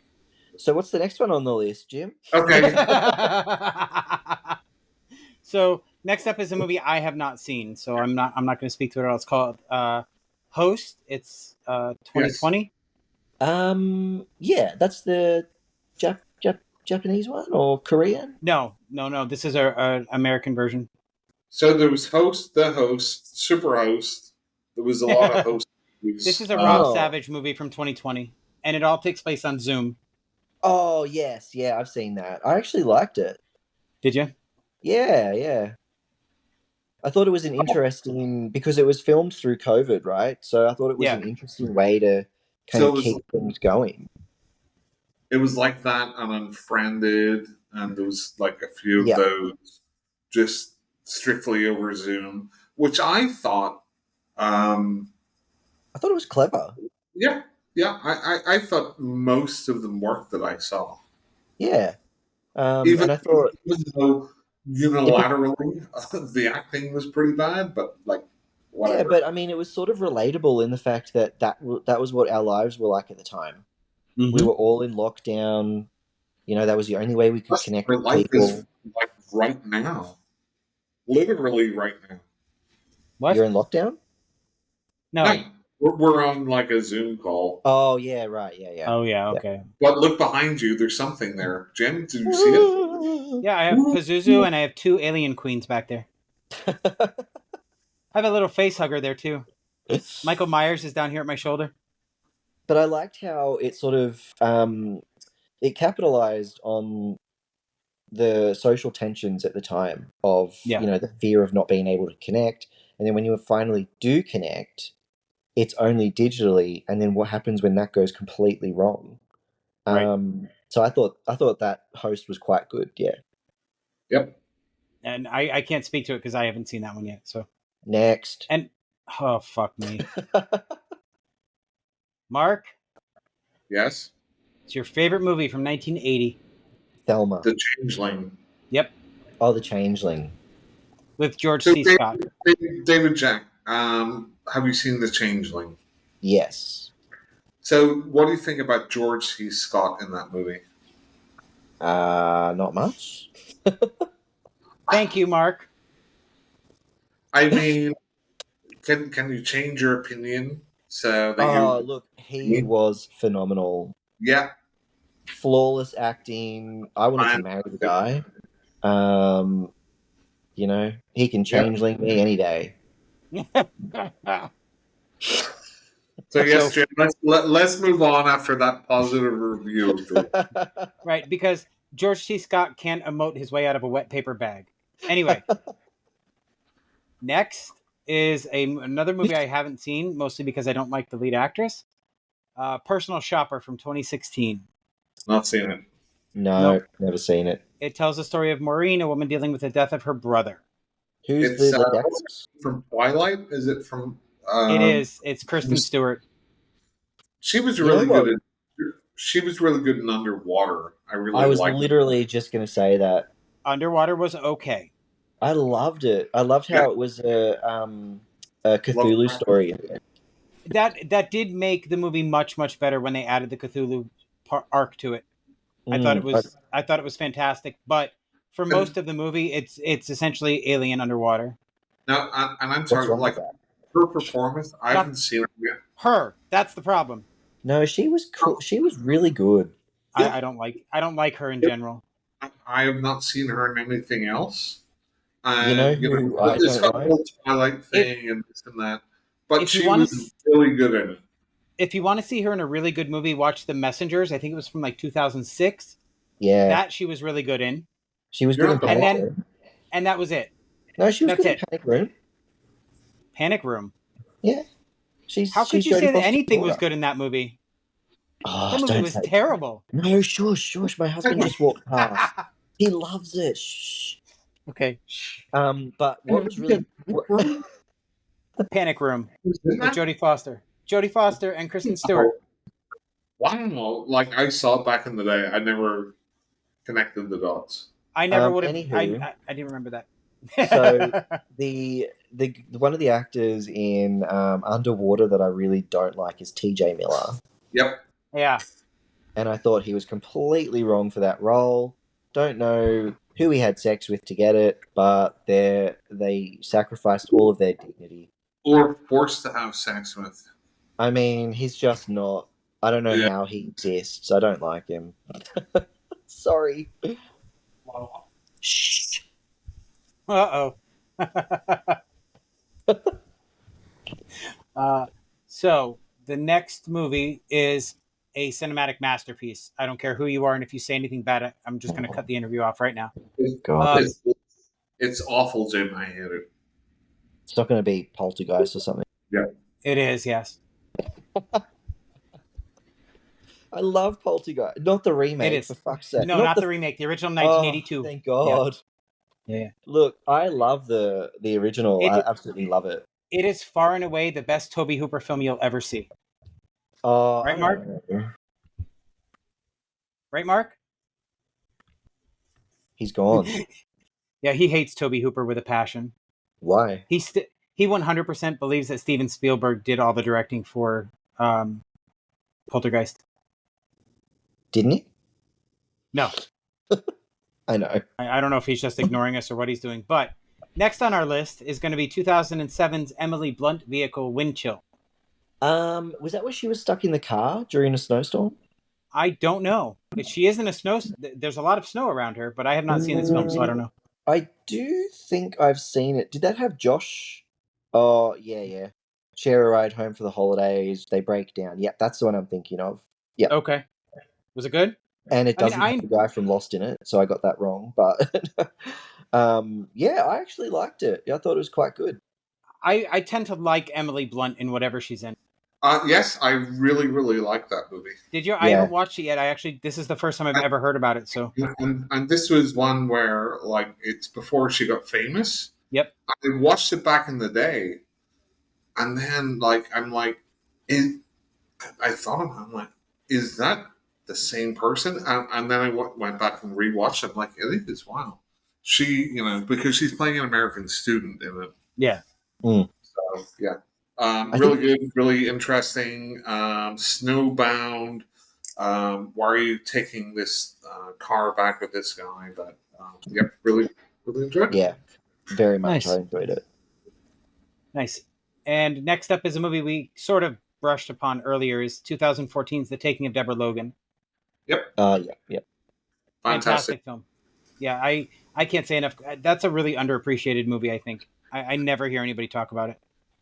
And now we're not talking about it at the moment. So right. Give me a minute. I still have to scroll. It's one of those movies like The Void. Have you seen The Void? Yeah. I watched 10 minutes of it and turned it off. Oh, it's really, really good, but it's We're Still Here. That one I have not seen yet. That one's Fulci-esque and it's really good. But these are like mid-tier, upper-tier, lower-budget movies, which people tend to miss for the mainstream garbage that is being pumped out. Yeah. So next we have 2007's Dead Silence. Oh yeah, Ryan Quanten. Let's go. Yeah, he was great in that. Yeah, James Wan. It's one of his earlier movies. Yeah, it's fantastic. I thought it was great. It was creepy. The only movie that uses a ventriloquist doll better is Magic with Anthony Hopkins. I haven't seen that. So I have some problems with Dead Silence, mostly that when the guy's like, okay, this weird ventriloquist doll is actually haunted, I'm going to drive back to the town, right, and figure it all out. But he like sits the ventriloquist doll in the passenger seat next to him. Like, what the fuck are you doing? Stick him in the fucking trunk or the thing that I didn't like was the ending of that movie, because obviously it gets you when you scream, and he never screams throughout the whole movie until right at the end, and it's like you've gone all this time, literally years of your life, learning about this as a kid, blah blah blah, and then you fall off this thing at the end in the theater, and that's when you scream. Come on. Right. It's kind of like a lot of the James Wan, like supernatural ones, like Insidious, Conjuring, and stuff, right? Okay, the first movies were pretty good. You put them on, okay, we'll watch it. Oh yeah, I enjoyed it enough. You know, obviously, both of those went on to make a bunch of different sequels. But I kind of like it whenever he did the *Malignant*, to do something a little bit different, right? Right. So it's Yeah, kind of a throwback to Giallo and a throwback to '80s body horror. Going back to the body horror stuff like Frank Henenlotter. yeah. So I like that he's like, and he did that revenge movie with Kevin Bacon too. What was that called? Uh, Revenge I, movie. Dead. um, de- They death they slash sentence? them. No, death sentence. I don't know that Yes, one. Death Sentence. Yeah, Okay. Which was that was good. a So few years I back. like a director slash writer that does different things, right? Hmm. Somebody that's just pigeonholed into one, like, oh, I'm Yeah, just going to make this ghost movie and forever. but now Right. he's doing Aquaman, so So, yeah. So, well, he did the first one. The first one was a bit of a mess for me, but it was okay for DCU. Who I'm knows? not even gonna watch it. Yeah, me either. The first one, it's got Patrick Wilson in it too. Don't try to Hmm. Uh, sell it to us. We're not gonna watch it. well, it's okay. So if you look at the DCEU, right, it's a bit of I a don't want mess. to. I don't want to This see it. movie was okay, but they try to shove like 14 different plot lines into it. And like, no, that's too much. I have a huge problem with Patrick Wilson. I like Patrick Wilson as an actor. My problem with him is that nobody should look that good and be able to sing like that. Well, I don't know about that. It's Again, disgusting. I'm the minority in this podcast, so I don't know. Well, he's not my type. I'll say that. At this point, it doesn't matter for me for type. I just think he's very attractive, and he Sings has like an the voice. angel. It's not He does. objectifying. He's not a piece of meat, Jim. He's a human being with feelings and emotions. No, he is a piece of meat. We all are. Yeah, God, pretty much. We're all skinnies, right? Right, David Jack? Don't ruin it, God, Jim. So next on our list is a movie that I think was absolutely abysmal. 2021's Antlers. No, I fucking Yeah, love that movie. I'm sorry for you. I'm going to be the weird in between person, right? Um, the ham in the gym and David Jack sandwich, I guess. We are inclusive. I thought it was okay. It So was great. here's the issue I have with this movie, right? Bit of Like missed opportunity. I enjoyed the creature feature aspect of this film. Like towards the end, I enjoyed that. What I did not enjoy was trying to see Carrie Russell portray a drug addicted mother, a drug addicted bad mother. She's not believable at all in that role. What Oh, I don't know. I thought she That's a was. weird flex, Jim. I thought it to me was. that I think she was not suited for that role, and she did not do a good job. What I love about it, other than everything, is the is the landscape Mhm. where the film is set Yep. matches perfectly the tone of the characters and their emotional state. So it is dark, it is gloomy, it's rainy, it's not what am I trying to say? It's uneven terrain, Hmm. and I thought that the emotional states of the characters were all over the place, but they were also very firmly trapped within that grimness that has attached itself to them. And I thought that the the creature feature aspect was not necessarily the point of the film at all. Um, The but I parts that I like didn't matter. That can just go no, away. not that they I'm don't kidding. I'm matter, kidding. but I'm kidding, David it's Jack. not the point of it. So I just thought it was very well structured as a film. It was put together beautifully. The dialogue, all that stuff, I thought was excellent. The kid in it, and I don't really like kids as a rule, but he was a phenomenal actor.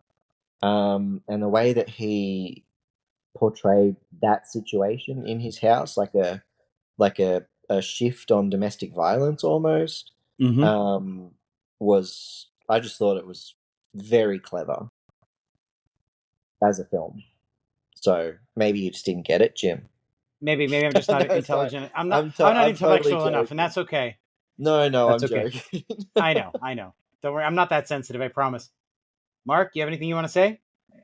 In my head, because they came out relatively close to each other, I'm always like Antlers and The Ritual, and they both feature kind of this Wendigo type creature with antlers. I I thought The Ritual was much more entertaining, Really? but Antlers was okay. So, It was all right. Mark, wait, hang on a second. You said they came out relatively close to each other. Can you define that time period for me? In my head, it was like 2 minutes from each other when they They're were. 4 years apart. Yeah, it's kind 2017, of like in 2021.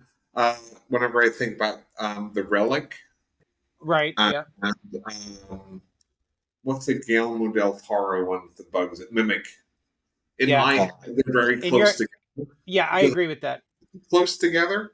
Yep. So and they had similar themes. Yep. So they And they 4 year and 3 to 4 years is really not that big of a stretch. I'm just giving you a hard time. yeah, as usual. yeah, it's pretty Always. big time difference. And the last one on this list, it has everybody's favorite child in it. Mark? Hillary Duff. No. I was being Everybody, facetious. Bob is Mark, Bob Mark, from fuck, is Mark, Bob Mark, from, fuck Bob. We're no, talking you about alone, you fucker. we're Dakota talking You about Fanning. the Bob. no, we're talking about the Babadook. Everybody hates the kid in the movie. Everybody Oh, hates him. right. No, Yeah. see, I totally fucking disagree with people hating that kid. Well, it's okay to be wrong, Mark, but please No, continue. no, no, because the kid is supposed to be annoying. That's the whole fucking point. The I mother if losing her fucking mind because if that I kid is fucking out of control. if I was that mother, I would have fed that fucking kid to the Babadook. Right, You but here, that's you can have him. Wait, so wait. we could talk about the horrible kid actors in horror movies, and I'll say the blind kid in The Langoliers is the worst fucking kid in a horror movie. That But whole movie should have just not happened. with the Babadook, the whole point is she's losing her fucking mind because the kid is fucking nuts. That's the point. If you have a kid that's not fucking annoying, then there's no movie But because that's the thing. this mother's just going fucking crazy because the kid's just sitting in the corner like minding his own business. I don't know. So I think the Babadook is actually a really. I didn't really like the movie, but I think it is a really good text to examine in terms of portrayals of disability, Mm-hmm. because that kid's not just out of control and he's not Right. just annoying. Right. He is. I think he's autistic, Yeah. It, and yeah. he portrays that very, Yeah. very real with a lot So of realism. yeah. Yep. So And that's why she's like losing her shit for a lot of it, right? Because she's so trying like to help him, right? from an audience perspective, I can Mm-hmm. see yes, that's annoying, but um, the actual dynamics are Mm-hmm. so spot on in that movie, um, that I think it deserves a bit more credit, from people who just say, "Oh, the kid was fucking annoying." Like maybe do a little bit That's of field work or mm-hmm. ethnography maybe into what it's like to live with someone with that. Or or, or, or I totally agree. I but do. Believe but me. even under like you don't even have to go into that level. Understand what the movie is presenting to you, Well, right? yeah, exactly, yeah. The movie's presenting this kid who's on on a spectrum, right? Right. And it's obvious for everyone, and that's why the tension's there. And then you add a supernatural part to it. Mm. You know what But kid I did find a sorry, little annoying that's was the first. Sorry, go ahead, the David. kid in Darkness Falls. Remember that movie? Yep. Ugh. And Tooth you know Fairy. what? I'm surprised it's not on the list of the 15. I, I would say that's a very weird top 15 list of supernatural movies. Yeah, I was It is. It expecting is. a very different Like list. there's no um, Legend of Hell House, Right. Poltergeist, The Haunting, the Right. original one. Um, uh, yeah, that's a pretty bad one. That's like a Gen Z. I don't know. What's the I, newest generation? the Gen Alpha. I don't know if I can. What? Whatever. Gen Alpha or the generation in elementary school right now. I don't care. But So the I one supernatural film that I really liked recently uh-huh. was, is it The Night House? Yes, I love that movie. Very good movie. Mm. Loved it. I don't think I've seen the Night House. I keep confusing it with that Um, underwater one. so the Night House is it's like a murder mystery Okay. almost. Yeah. But and my wife's a teacher, so it's funny. And I showed her the part where it's a woman whose husband has passed away, and she's living in their house, which he kind of built recently. But she's a teacher, and she just lost her husband, and some fucking Karen walks in and starts fucking talking to her about, oh, why is my little Johnny not got fucking an A on this? And she's like, fuck you! My fucking husband just fucking died. Get the fuck out of here. I It's just, remember that scene. it's amazing. I have to look that up. I always whenever anybody brings it up, I always get it confused with that horrible movie, The Deep House.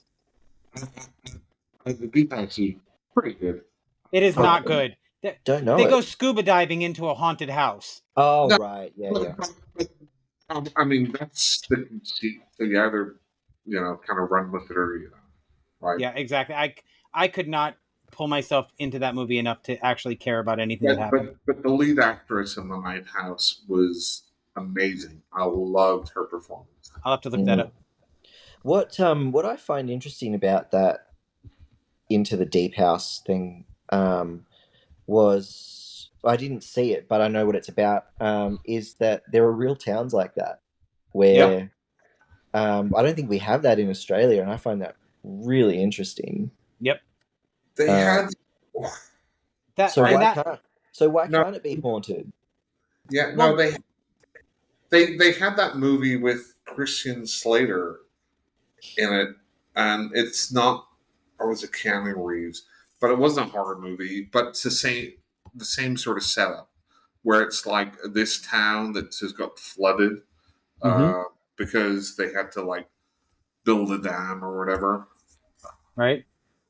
Art Stephen Ray was in it. Okay, go ahead. I'm I going to don't look know. it up. But I find the history of the flooded towns very, very intriguing. What I don't find intriguing is that somebody's actually going to go diving because they hear that one of them is haunted. Oh, I don't Okay, know. I mean, it's a bit of a so different so take. so the movie is, sorry to interrupt. 1999's In Dreams by Yeah, Neil. that's got Annette Bening in it. That's one of my. I love that Yeah, movie. Oh yeah, yeah, yeah. Junior. That's So And Robert Downey it's Jr., right? yeah, it's yeah. not Christian Slater. No, I know. I was thinking about the other one that is raining all the time. Hard Rain. Yes, that's the one. I know. Oh Yeah, God, and he reckons they go he's an together, right? It's aficionado. 11 o'clock in the morning over there, but it's 9 o'clock at night here. Well, it Oh, does. you panty waste. I've had a couple of brews, mate. What is that? That oh, no, never mind. I was going to bring up Foster's beer, but I don't. I understand Australians don't actually drink Foster's. I am not a beer drinker anyway. So anyway, I do have one more list if you guys want to talk about it. This is 10 great Edgar Allan Poe adaptations to celebrate the fall of the House of Usher. Eh. Yeah, go on. Well, I'm not going to lie. Most of these I haven't seen, but the Yeah, first one on here, why don't we do like best Australian horror movies? we can do that. Hang on one second. How many have you even seen Oh, any Australian movies? oh, me? I have, Other than Wolf Creek, what have you got? okay. So number one is the Babadook. Yeah, okay. Other than that, which we talked about. Number two, the loved ones. Oh yes, Mm-hmm. yes, amazing. I love it. Yep, really good. Um, I have not seen this one. This is 1971's Wake in Fright. Yeah, it's I kind don't know of that one. whatever. I've It's not set seen in the this. desert. Kind of boring. I haven't seen this one either. Sissy, 2022. Yeah. Next. Okay, we talked about Talk to Me. 2020's Relic. I was Is looking at that that. That looks interesting. is that Australian?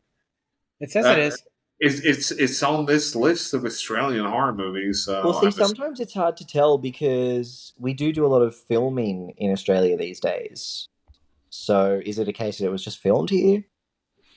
Who's in uh, it? we would need to reach out to Rotten Tomatoes for this list to confirm. Yeah, see, I'm looking at Collider. It's on the same thing. Okay, Relic. Oh, yeah. Okay. So, Yeah. Look, I mean, that's what I would call. It's not Australian. I would say it's quite kind of like a transnational. It's got Emily Mortimer in it. yep, Bella Heathcote, It's Robin like it's Nevin. not so yeah, Australian per se.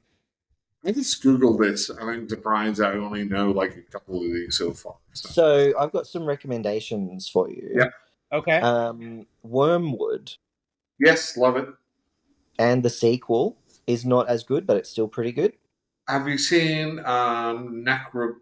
Necrotronic, yeah. Yep, I really good. actually went to the premiere opening of that movie, and the directors and some of the actors were there. It was a lot of fun.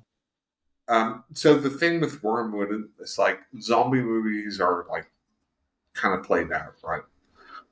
But what they did was they added it. It's like zombies are fuel. Like yes, Yeah, that's yeah, what we need. And Necrotronic was just again, just a really wildly Oops. original, almost Ghostbusters type Yeah. movie. It was so much fun, and I love Yep. where the guy's trying to get his powers to work, and he's going, ah, ah, ah," and he goes, "Oh, I feel like I'm gonna shit myself." He's but, but again, this is where I think Australian horror um, is kind of a little different from. It's more quirky, right? You do have those characters that are just like, "What the fuck? What the fuck are you doing?" You don't really get that like in mainstream American movies. They're all like they yeah, all talk like they're written rather than we talking like people talk. we do have. I feel like we sort of highlight classic Australianisms in films like that because they're intended for broader markets than just us. Right. So in Wormwood, you've just got those really classic sort of um, phrases, and I found it very relatable as a Well, viewer. yeah, it is, and again, with Talk to Me and stuff, it's very like they seem like real people. Even if they're doing weird stuff, they talk kind of like real people. Yeah, Um, so the next one on this list, which is one which I kind of just like came across by accident, and I ended up really fucking loving it, and it's 2020's Bloody Hell. I Have you haven't seen? seen it. I don't know if I've seen that one. Oh, it's like the main guy in this is like awesome. Definitely look it up. 2020's Bloody Hell. Megan Is that Fraser Australian? and Ben And O'Toole. cool, yes. I saw it on Shutter a while ago, and again with like a random pick. I was just called Bloody Hell. I had this. Oh, okay, well, That is a phrase that we use a lot in Australia. Bloody Hell, mate. It is, yeah. We don't say flame and galah, but we do say bloody hell. Gotta be flaming Galah. We do Uh, not. I don't know what any of that means, but go ahead. 2016's Hounds of Love. Nope. Don't know that one. There's Planes. one that Lee Winnell did, and it was about a group of people tracking tracking a sighting of the Tasmanian devil, and it was so that's an Australian movie filmed in Tasmania, which is a beautiful part of the country, um, and that wasn't bad. That was a good one. We'll see if it comes on this list because I'm just from that. 2017's Cargo. Not Yeah, see again, like I think it's not necessarily Australian. The lead character in that, the lead actor is British or something. Oh, it's Martin Freeman. Yeah, the guy Yeah, from Yeah, yeah, Hitchhiker. yeah. Lord of the Rings. Sherlock Holmes. Yeah. The Yeah, Office. been in a bunch of shit. Yeah. Okay, this is a movie I haven't seen, Oh, what but about Rogue? Have you seen Rogue yes, with No, I keep with wanting to watch Rada it every time I Mitchell? see it come up. Home Alone. I love Rada Mitchell. Yeah, Yes, Home and and Away. I watched another one the other day called Black Water, which was Yes, similar, and I and enjoyed that one. I and need to look there's both of those up. there's a sequel to that one too, which I watched. Is it called Really Black Water? It's called Very Very Dark Water. So the next one, I know about this actual case. You probably know what it is. I haven't seen the movie yet, but I know how disturbing the case was. This is 2011's The Snowtown Murders. Oh yeah, Eh. I wouldn't say it's horror. Well, I mean, the incident was horrible. So, Yeah. Uh, next up, 2019's Little Monsters. I oh love that yeah, movie. That it was a was great fun. movie. It It was a lot was. of fun. Not It seen it. was. It's great, Mark. You got to watch it. But I mean, that's the one with Josh Gad, right? Yes. Yes. So, how Australian does it have to be Australian? Like, he wasn't playing an Aussie guy. Like, he was an American guy in So, Australia. so, so whatever Rotten Tomatoes says for this list is Australian. But it's like, it's It filmed is in apparently Australian. Australia. I knew some people who worked on it and were extras in it. Yep. I don't know them well, so I can't get them on the show for you. But, Damn. but my It says question is hard really like, rom-com. but how Australian does it need to be Australian? Like So, Rogue, for instance, that's got Michael, whatever his face is from Alias in it, but he's only he's a main character, but it's about the Australian landscape and Australian culture and things like Right. that. So for me, that's an Australian film. But when you've got something that's just filmed in Australia, but it is mostly like an Americanized type thing, which from my memory was what Little Monsters was, Yeah. doesn't really seem like an Australian film. so, Well, so they're defining this, it like Mark does, where if the director or the production company is from a foreign country, then it's a foreign film. But I mean, like one of the Pirates of the Caribbean films was made in Queensland. So is that an Australian movie now? it's not, to me, and yes, me and Jim have had this discussion before. We have. It's not so much about the location it was shot in. It's about the production company. Because if you go to like the Oscars or any of these, like blah blah blah, that's how they define where the funding is coming from. Is a lot of it. Follow the trail, David Jack. Follow the money. So what? Hang on. I'm from Northern Ireland, right? I live in the U.S. If I win the lottery, I'll make a movie about something based in Norway. Well, what? How do you determine where that's from? Right. So my thing would be, like I said before, is it like with Rogue, it focuses on the landscape and Australian creature, or that's native to Australia. It focuses on Australian culture. The same as Wolf Creek, very much Australian, but it doesn't matter where the funding Do, came from or who the director is. do you think Braveheart is a Scottish movie, No. but it's based in Scotland, all about Scottish people? So Yeah, that's my point. It's not like It's not a very good point though, to be honest, because Braveheart, like, is it I just don't Australian? know. No, but Well, neither is Mel it, Gibson, by the it way. was it was directed and starring an Australian guy. No, Mel Gibson's not Australian. We claimed him. He's originally from New Zealand. Same as Russell Crowe. Well, it's all the same for us non-Antipodean people. Well, that's your problem. That's not my Yeah, problem. Right, exactly. but it's not it's not a Scottish film. So what's next on your list? Okay, yes, moving on. Moving right along.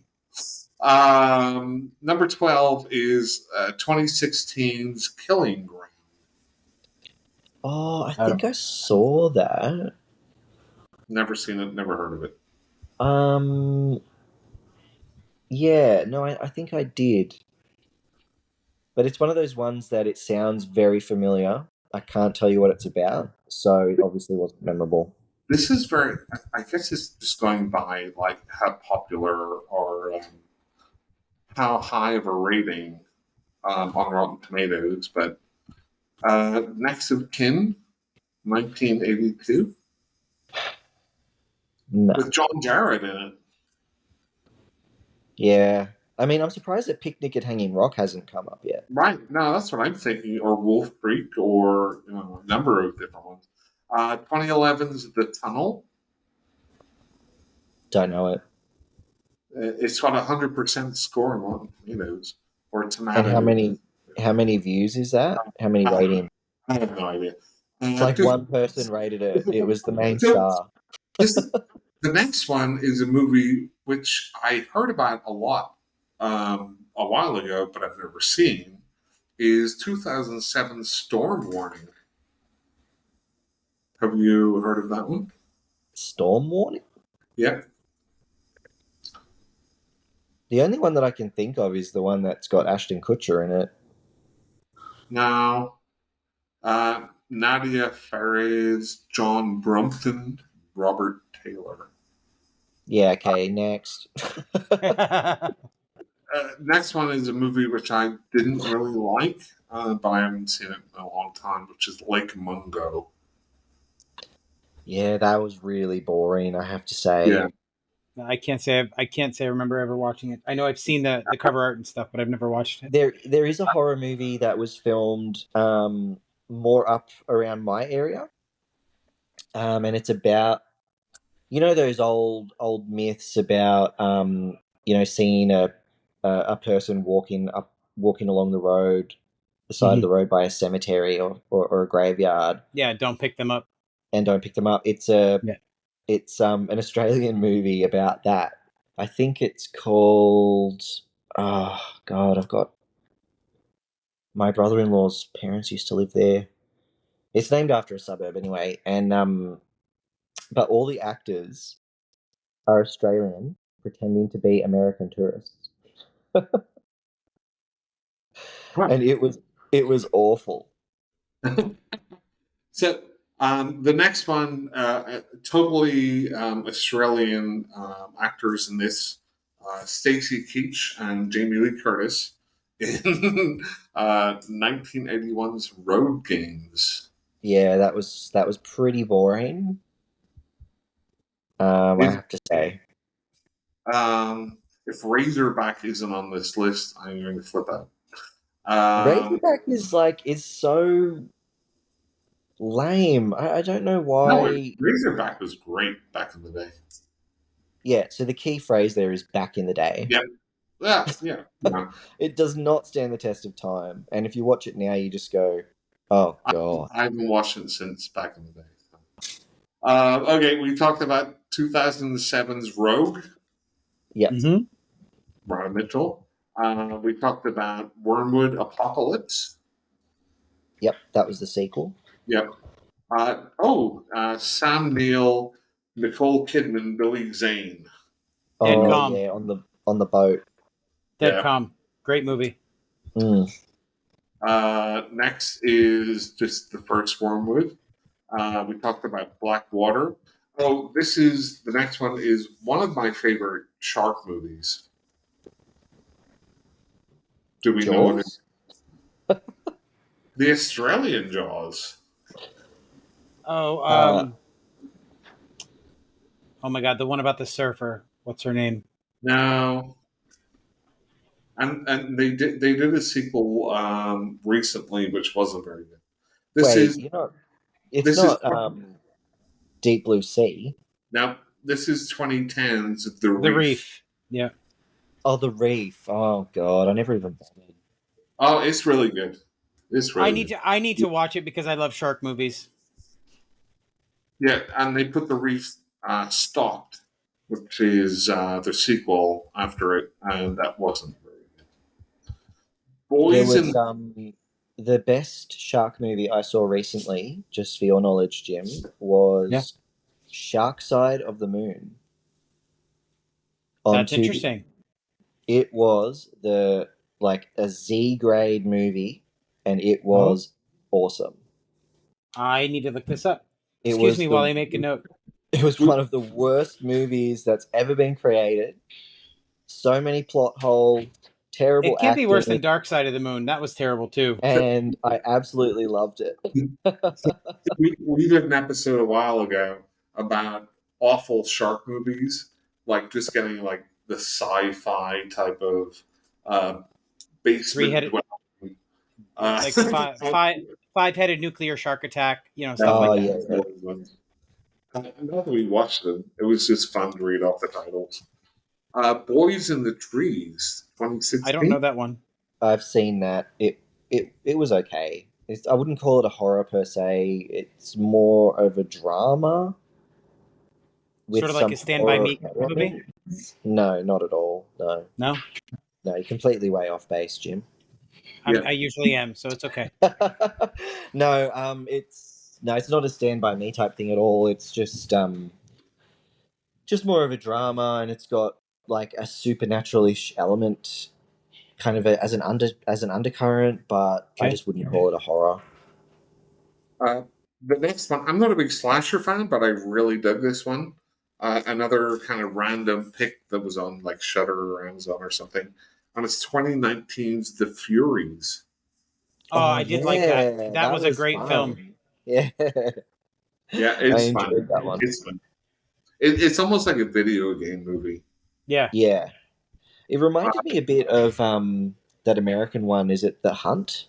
yeah, Yes. It reminded me Absolutely. a lot of that. Yeah. Yep.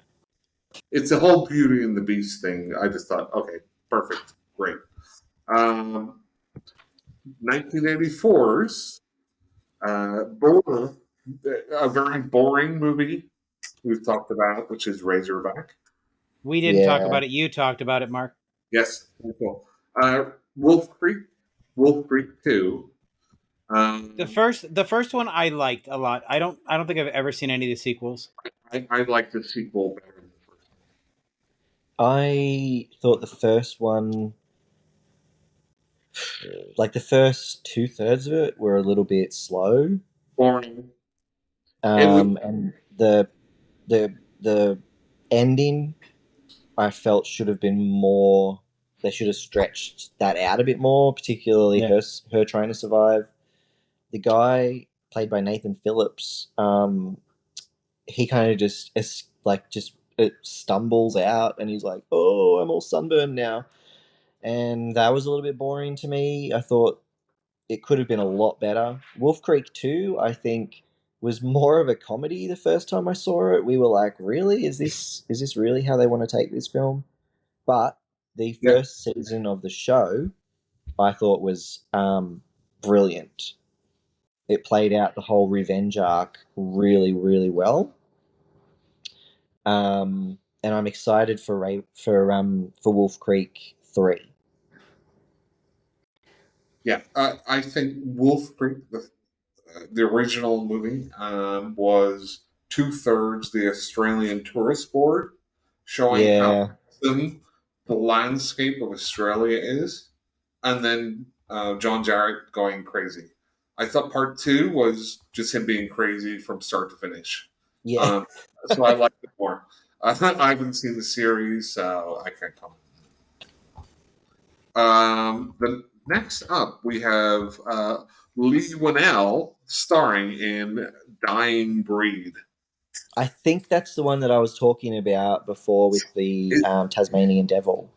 it's Nina leads an expedition to the New Zealand bush to find tigers and meets a cannibalistic family. Is that? Oh, actually, yeah, no, that I think that's the one I'm thinking of, Yeah, I have not seen this one. which is Uh, not Tasmania at all, by the no, way. So I was a bit off.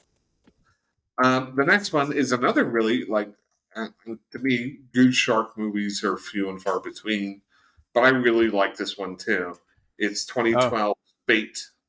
I like that one a lot. It was fun. Yeah, Yeah, a shark in a in a car mall. park, Yeah. basically. Yeah, Uh, I know a lot about this movie, but I've never seen it. Weirdly enough, you should. It's fun. no, I've seen Oh Bait. no, Next one he's is moving on to the next one already. Oh, okay. sorry, yeah. Is 1978's Patrick. Yes, and No, he I don't has a think I've thing seen that about one. rats. Is that right? No, no, this is the one where he's in a coma and he has like Oh, uh, psychokinetic powers. yeah, I don't think I've seen the original, but there was another one that There was was very a similar to remake. it. Yeah, I think there was a remake with Shani Vincent in it, and that was also called Patrick. So I've seen that. I haven't seen the original, yeah, And the and I thought last the remake was quite good, actually. yeah. I agree. and the last one we have at 37% Rotten Tomatoes ratings. Whoever gives a fuck about that. Run, Rabbit, Run. I haven't seen that one. Never heard of it. No, me neither. Sounds really stupid, though. Okay, I'll be right back. Okay. So the next set, when Mark gets back, we'll just talk about stuff that we've watched or read or anything. Doesn't have to be horror related. It can be anything you want. Okay, And then that'll pretty much be it. okay. We'll let you give out some of your websites and stuff again at the end in case anybody didn't get it in the beginning. Yeah, sure. So is that everything you hoped it would be? I was expecting it to go for an hour. Yeah, we run off at the mouth a lot. Not gonna lie. Well, I mean, Wait. obviously, because Kisto, we had him on for 4 hours. Oh, fuck. Yeah, it would not. Mark and I got into a really heated debate, and it went into politics and religion and stuff. So I'm cutting that out and making that part of the other podcast. Right. So wait, with this one, when you edit it down, what sort of length do you think it'll be? It'll be around 2 hours usually. Okay.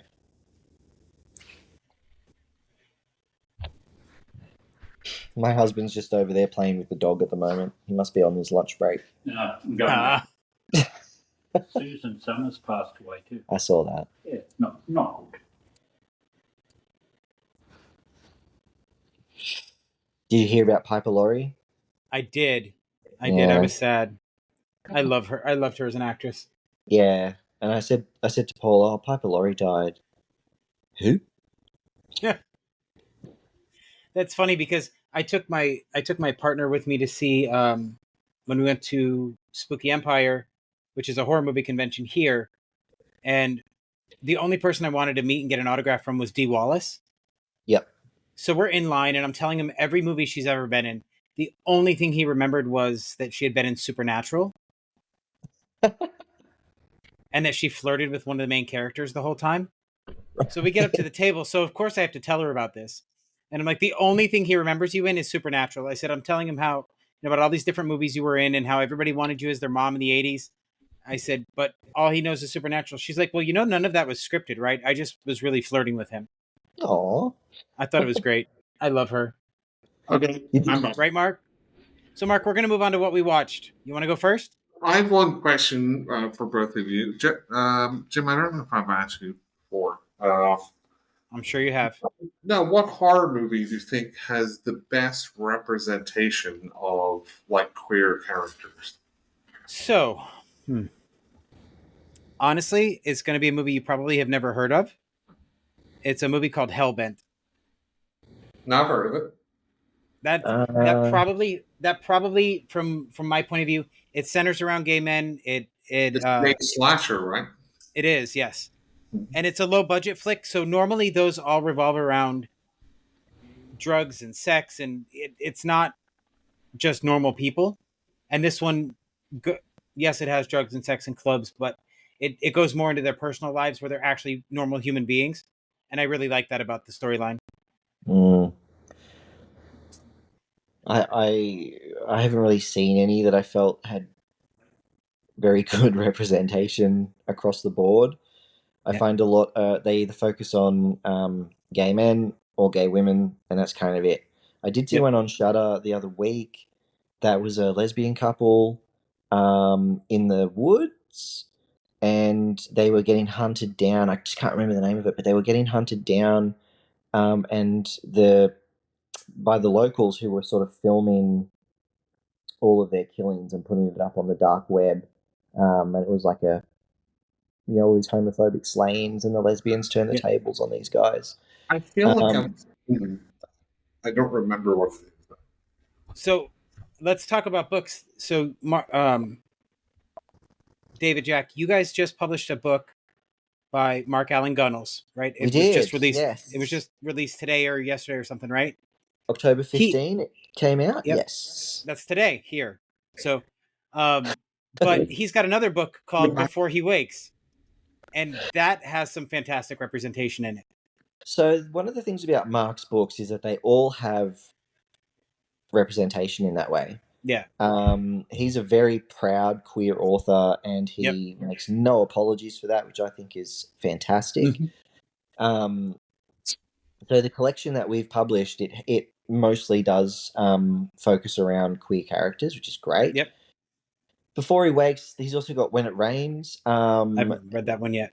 and he's got a ton of books out. This guy, Yeah. so he writes a lot, and I think you'll find that a lot of them will be queer focused, which is really really cool. Yeah, I absolutely love the main character in that book Before He Wakes. I thought he was really well represented because yes, he was a gay character, but he wasn't a stereotype. He Yeah, was he had a clear thought process. He was completely capable. It was fantastic. And Mark knows this because we talked about it when I first read the book. yeah, right, yeah. That's kind of what I like to do with my characters as well. Yep. I don't like the stereotypes unless Yep. they're done for a specific reason. Right. And I don't find in my writing that there's much reason for that, so I don't Yeah. do it. But yeah, no, we're really excited to release that book. Amazon, ebook, Kindle Unlimited, anywhere books are sold, Barnes and Noble, Books a Million, wherever. So Mark, you want to talk about what you watched this week? Yeah, I haven't watched an awful lot. Talking about like inclusive series. So I want to. I don't know, Jim. I think you watched it, The Boys. Yeah. Did you watch The Boys? Yep. So I watched the first episode of Gen V. Gen V. Yeah. Mm. Meh. And I really liked it.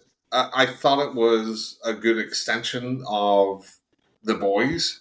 If that maybe that sounds a bit gay. I don't know. But yeah, I mean, I think it had that same type of feeling about, hey, this world that we've created, right? And it's um, you want to aspire to be something, so you have to fit into this sort of thing to be that thing. But really, it's all fucked and you're all being used, right? I really liked the first episode. I'll continue watching it. I've seen the first two episodes, and I got to say, so far, I'm pretty bored. Really? It just it doesn't have the edginess or any of the stuff that I love about the boys. I think it's It just doesn't. Okay. So, no, I don't. I think the special effects are worse. The characters are drivel. It's just it's not for me. what do you mean by edginess?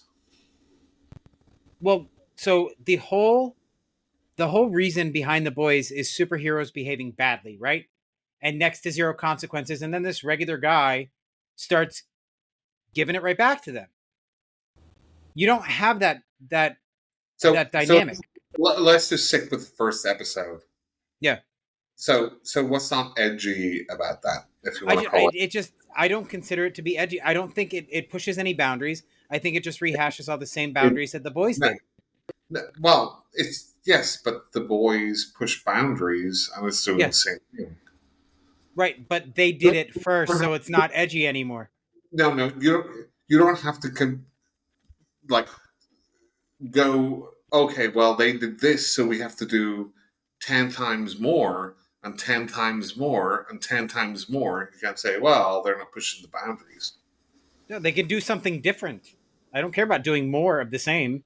I want something different. Now, my point is, it's the same type of thing that they were doing, the boys, that they did this, but it's a different cast in a different place. Yep. You're entitled to be wrong, but go on. Next. Uh, so, as far as the boys, David Jack, have you seen it? What do you think about that? Yeah. Yeah, I love The Boys. I haven't seen Gen B yet. I tend to wait till the entire season's out because I hate the one episode a week thing, like it's the 1990s. It's just so annoying. So I wait for the whole season to be out. But I loved The Boys. Yep. I really loved Elizabeth Shue in it, Mm-hmm. Fantastic. and um, yeah, She was there's not much about that show I don't like. she was just so slimy in it, and I Yep. love. I don't remember the actress's name. That was kind of like her assistant that Yeah. then came on to be like the head of the company, Yep. and I Yeah, love her in that too. always pulling her hair out. Yeah. Yep. Yes. Just like, everything's going fine. She's getting bald. It's Um, great. I also watched the first episode of Loki season 2. Oh, how is it? I haven't seen any of it yet. I think there's a second episode out yet. I mean, it's more Loki, and Tom Hiddleston is always just fantastic to watch Yeah. on screen. Agreed.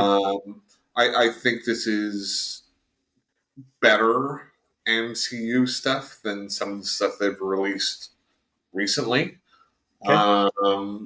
And yeah, it's kind of like that first episode where you don't really know where it's going. So, yeah, enjoyed that. So, I think I was watching like a YouTube reaction channel or something for John Carpenter's They Live, and my wife caught like a moment of it. Oh, what's that? You've not seen They Live? Okay, let's watch They Live. Mark So is slacking in his husbandly duties. so well, she hasn't seen a Serbian movie or anything, whatever. So we sat down and I rewatched They Live. I think a lot of John Carpenter stuff in the 80s was well ahead of its time. Didn't do very well back then. I mean, it's almost like bonking you your head with like a big hammer. Oh, okay. Corporations are doing this, right? Right. And in the 80s, it was pretty relevant. Right now, it's super relevant. So I think They Live is one of his best movies. Not really horror, but more existential, reality based. Hey, this is politics and this is corporations and this is the world we live in right now. Um, so learning the lesson from They Live, I started to watch Spirit Halloween, the movie, and then Oh I turned God. it off. Yeah. That was So, garbage. David Jack, I don't know if you like Spirit Halloween is like a American company that has kind of these pop up stores around Halloween, and they do the animatronics and stuff. But they kind of like wait for businesses to go bust, and then they take them over just for like a month or two. Um, to sell their Halloween stuff. Okay. So it's kind of like they live corporations like feeding off people and whatever. So Yeah. I started that, and it's like the kids ran in. It's got Christopher Lloyd in it, Yep. from Back to the Future. But it's like one of the kids, the kids ran in. I'm going to buy my costume from here. I'm like, oh my fucking god, I can't watch this. No, it's too corporate. It's Yeah. too like I just can't do it. I haven't read any books recently, so that's it. David Jack, what about you? What have I watched? I've been on a couple of binges lately, revisiting some of my favorite franchises. So I've done Alien, Predator, um, all those ones, and now I'm on the Hellraiser Okay. movies. So anyway, I didn't actually watch Hellraiser last night because the fourth installment is not available on streaming services over here. So I switched to Final Destination. So I watched Ah, number 1 and 2 last night. I love that franchise. I just think it's so much fun. yeah. And the first one particularly uh, is one of my favorites. Yeah. So yeah, I watched Part that. two is a favorite of mine of that So series. part two, I felt I always had mixed feelings about it, but it's kind of grown on me a bit more. I had mixed feelings because the first one was very clearly about teenagers, obviously with the exception of Miss Luton. Right. Then the sequel was like, there's a kid who gets put to bed by his mother, and then there's the mother, and then there's all these kind of It, miscast characters. I it, didn't think really anyone was cast very well, except for Hmm. maybe Kimberly, because I like AJ Cook as an actress. Um, and I felt that they already had the knowledge of Flight 180, so it was kind of like, this is what we need to do, but no one wanted to do it, which was a little bit stupid. Right. And then I don't know. So I've had mixed feelings about it, but now I sort of just sit back and go, the death scenes are quite fun. Um, so just go with it and just enjoy I, it. Yeah. I think the whole series is kind of sort of analogous to like the Saw series. It's like putting people in these quote unquote traps, right? So it's not a trap, but death is going to get you, right? But how's it Yeah, going to get you? yeah, yeah. And I think part two just has the most fun, quote unquote, traps. Um, it's got the most likable Mm, characters, I think. Maybe the first one, but I don't know. I just think the second one is bigger and it doesn't get as kind of Looney Tunes as the sequels. Which is the I one? Go ahead. I love Final Destination 3. I thought that the way that they did the what do you call it? The roller coaster Right. Hmm. disaster. I thought that was really cool. And I liked the little Easter eggs they put in. You can see a truck driving past, and it's one of the same companies from the first or second film. And they did that in the sequel in number 2 as well, with the Mount Abraham school bus driving past. And but I kind of like all those little the signs that the audience can look for as well. And I think Final Destination 3 did that really well. That Um, that whole series is like Easter eggs, right? And some of yeah, the it does. Yeah, twins are like, okay, remember this. This is where this one ends. This one is where it begins. yeah. Uh, What? but Um, I kind of don't want to skip past because I love the Hellraiser brand. Not all yeah, the movies. yeah. So, what are your favorite movies from that franchise? Um, I mean, the first two. Right. I thought the third one was pretty decent. given that it still had mild connections to Kirsty Cotton.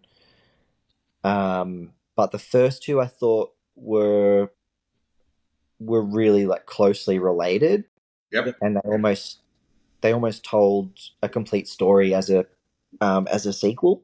It's like it's like Halloween 1 and 2, right? Because Yeah, Hellraiser 1 and 2, the second one starts off right yeah, after the first. exactly.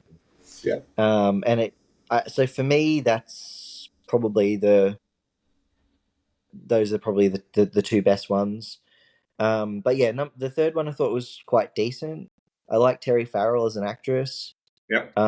She always does. She was always quite good when she was acting. The fourth one I haven't seen for years, and now obviously it's not available for streaming. It's, So it's so the fourth one, I bought the screenplay, so Peter Atkins wrote it. And obviously, Kevin Yeager was the director, and he took his name off it because of studio interference. It's a right. really good, interesting movie done kind of badly.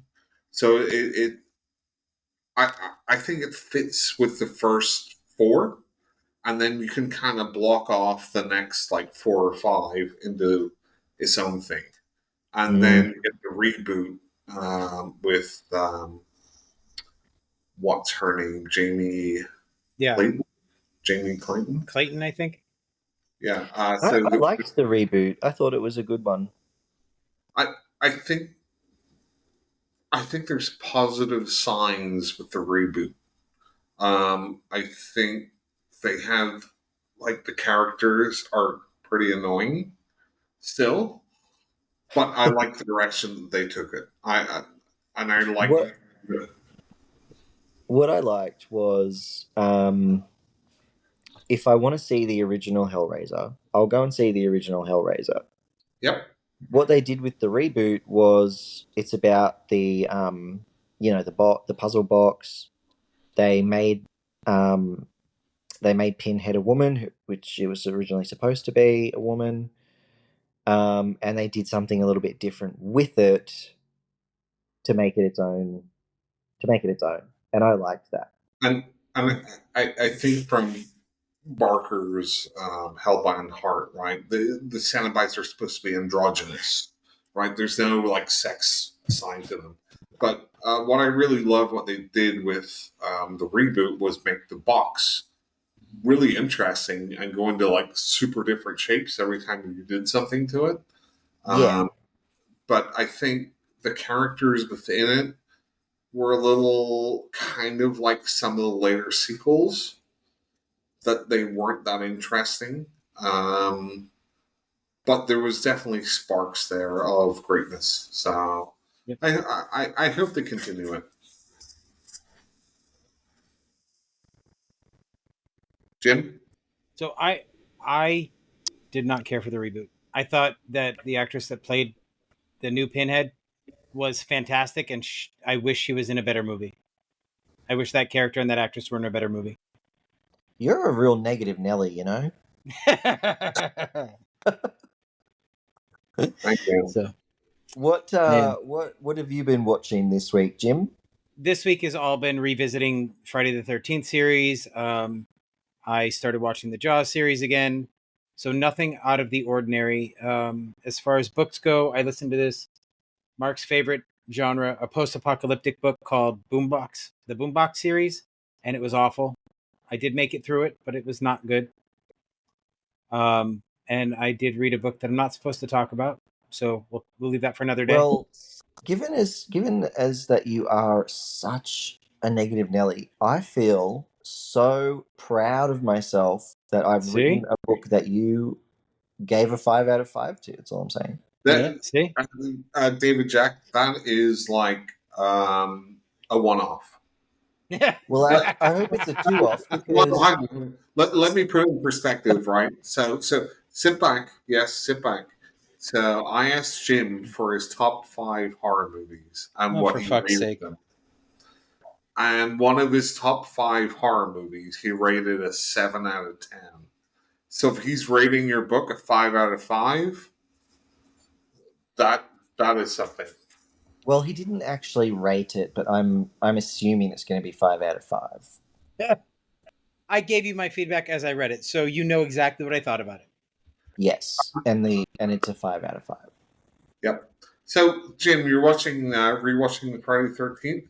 Yes. For Jim and Dave Jack, what is your favorite Friday the 13th movie? Just pick one. Part 7. What's the one where he bangs the chick in a sleeping bag against a tree? Uh, Well, he does it in Jason X, and he does it in what, 3? 3 or 4? I think it's 3. Then I 4. think that one. The first time that he did that, I loved Yeah, that. I think that was number 3. I like it when so the first one isn't really, obviously it's not a Jason Right. thing. The second one, you don't really he doesn't get his mask No? until like Number 3. yeah, like so for me that's when he becomes Jason as we know him Yeah. today as the iconic character. So yeah, so I'm gonna say that one. I really, really like it. Like grinds my gears to say this, but Part 7 is my favorite. Yeah. Same as Oh Jim. my god. So Nightmare on Elm What's Street. that one? Is that the New Blood or Yeah, the one It's with the not like this telekinesis. psychic girl. It's like Carrie versus Jason. Yeah, pretty much. But I love Jason X, and I love Oh, Freddy versus Jason. I don't like Freddy versus Jason, but Jason X was a masterpiece.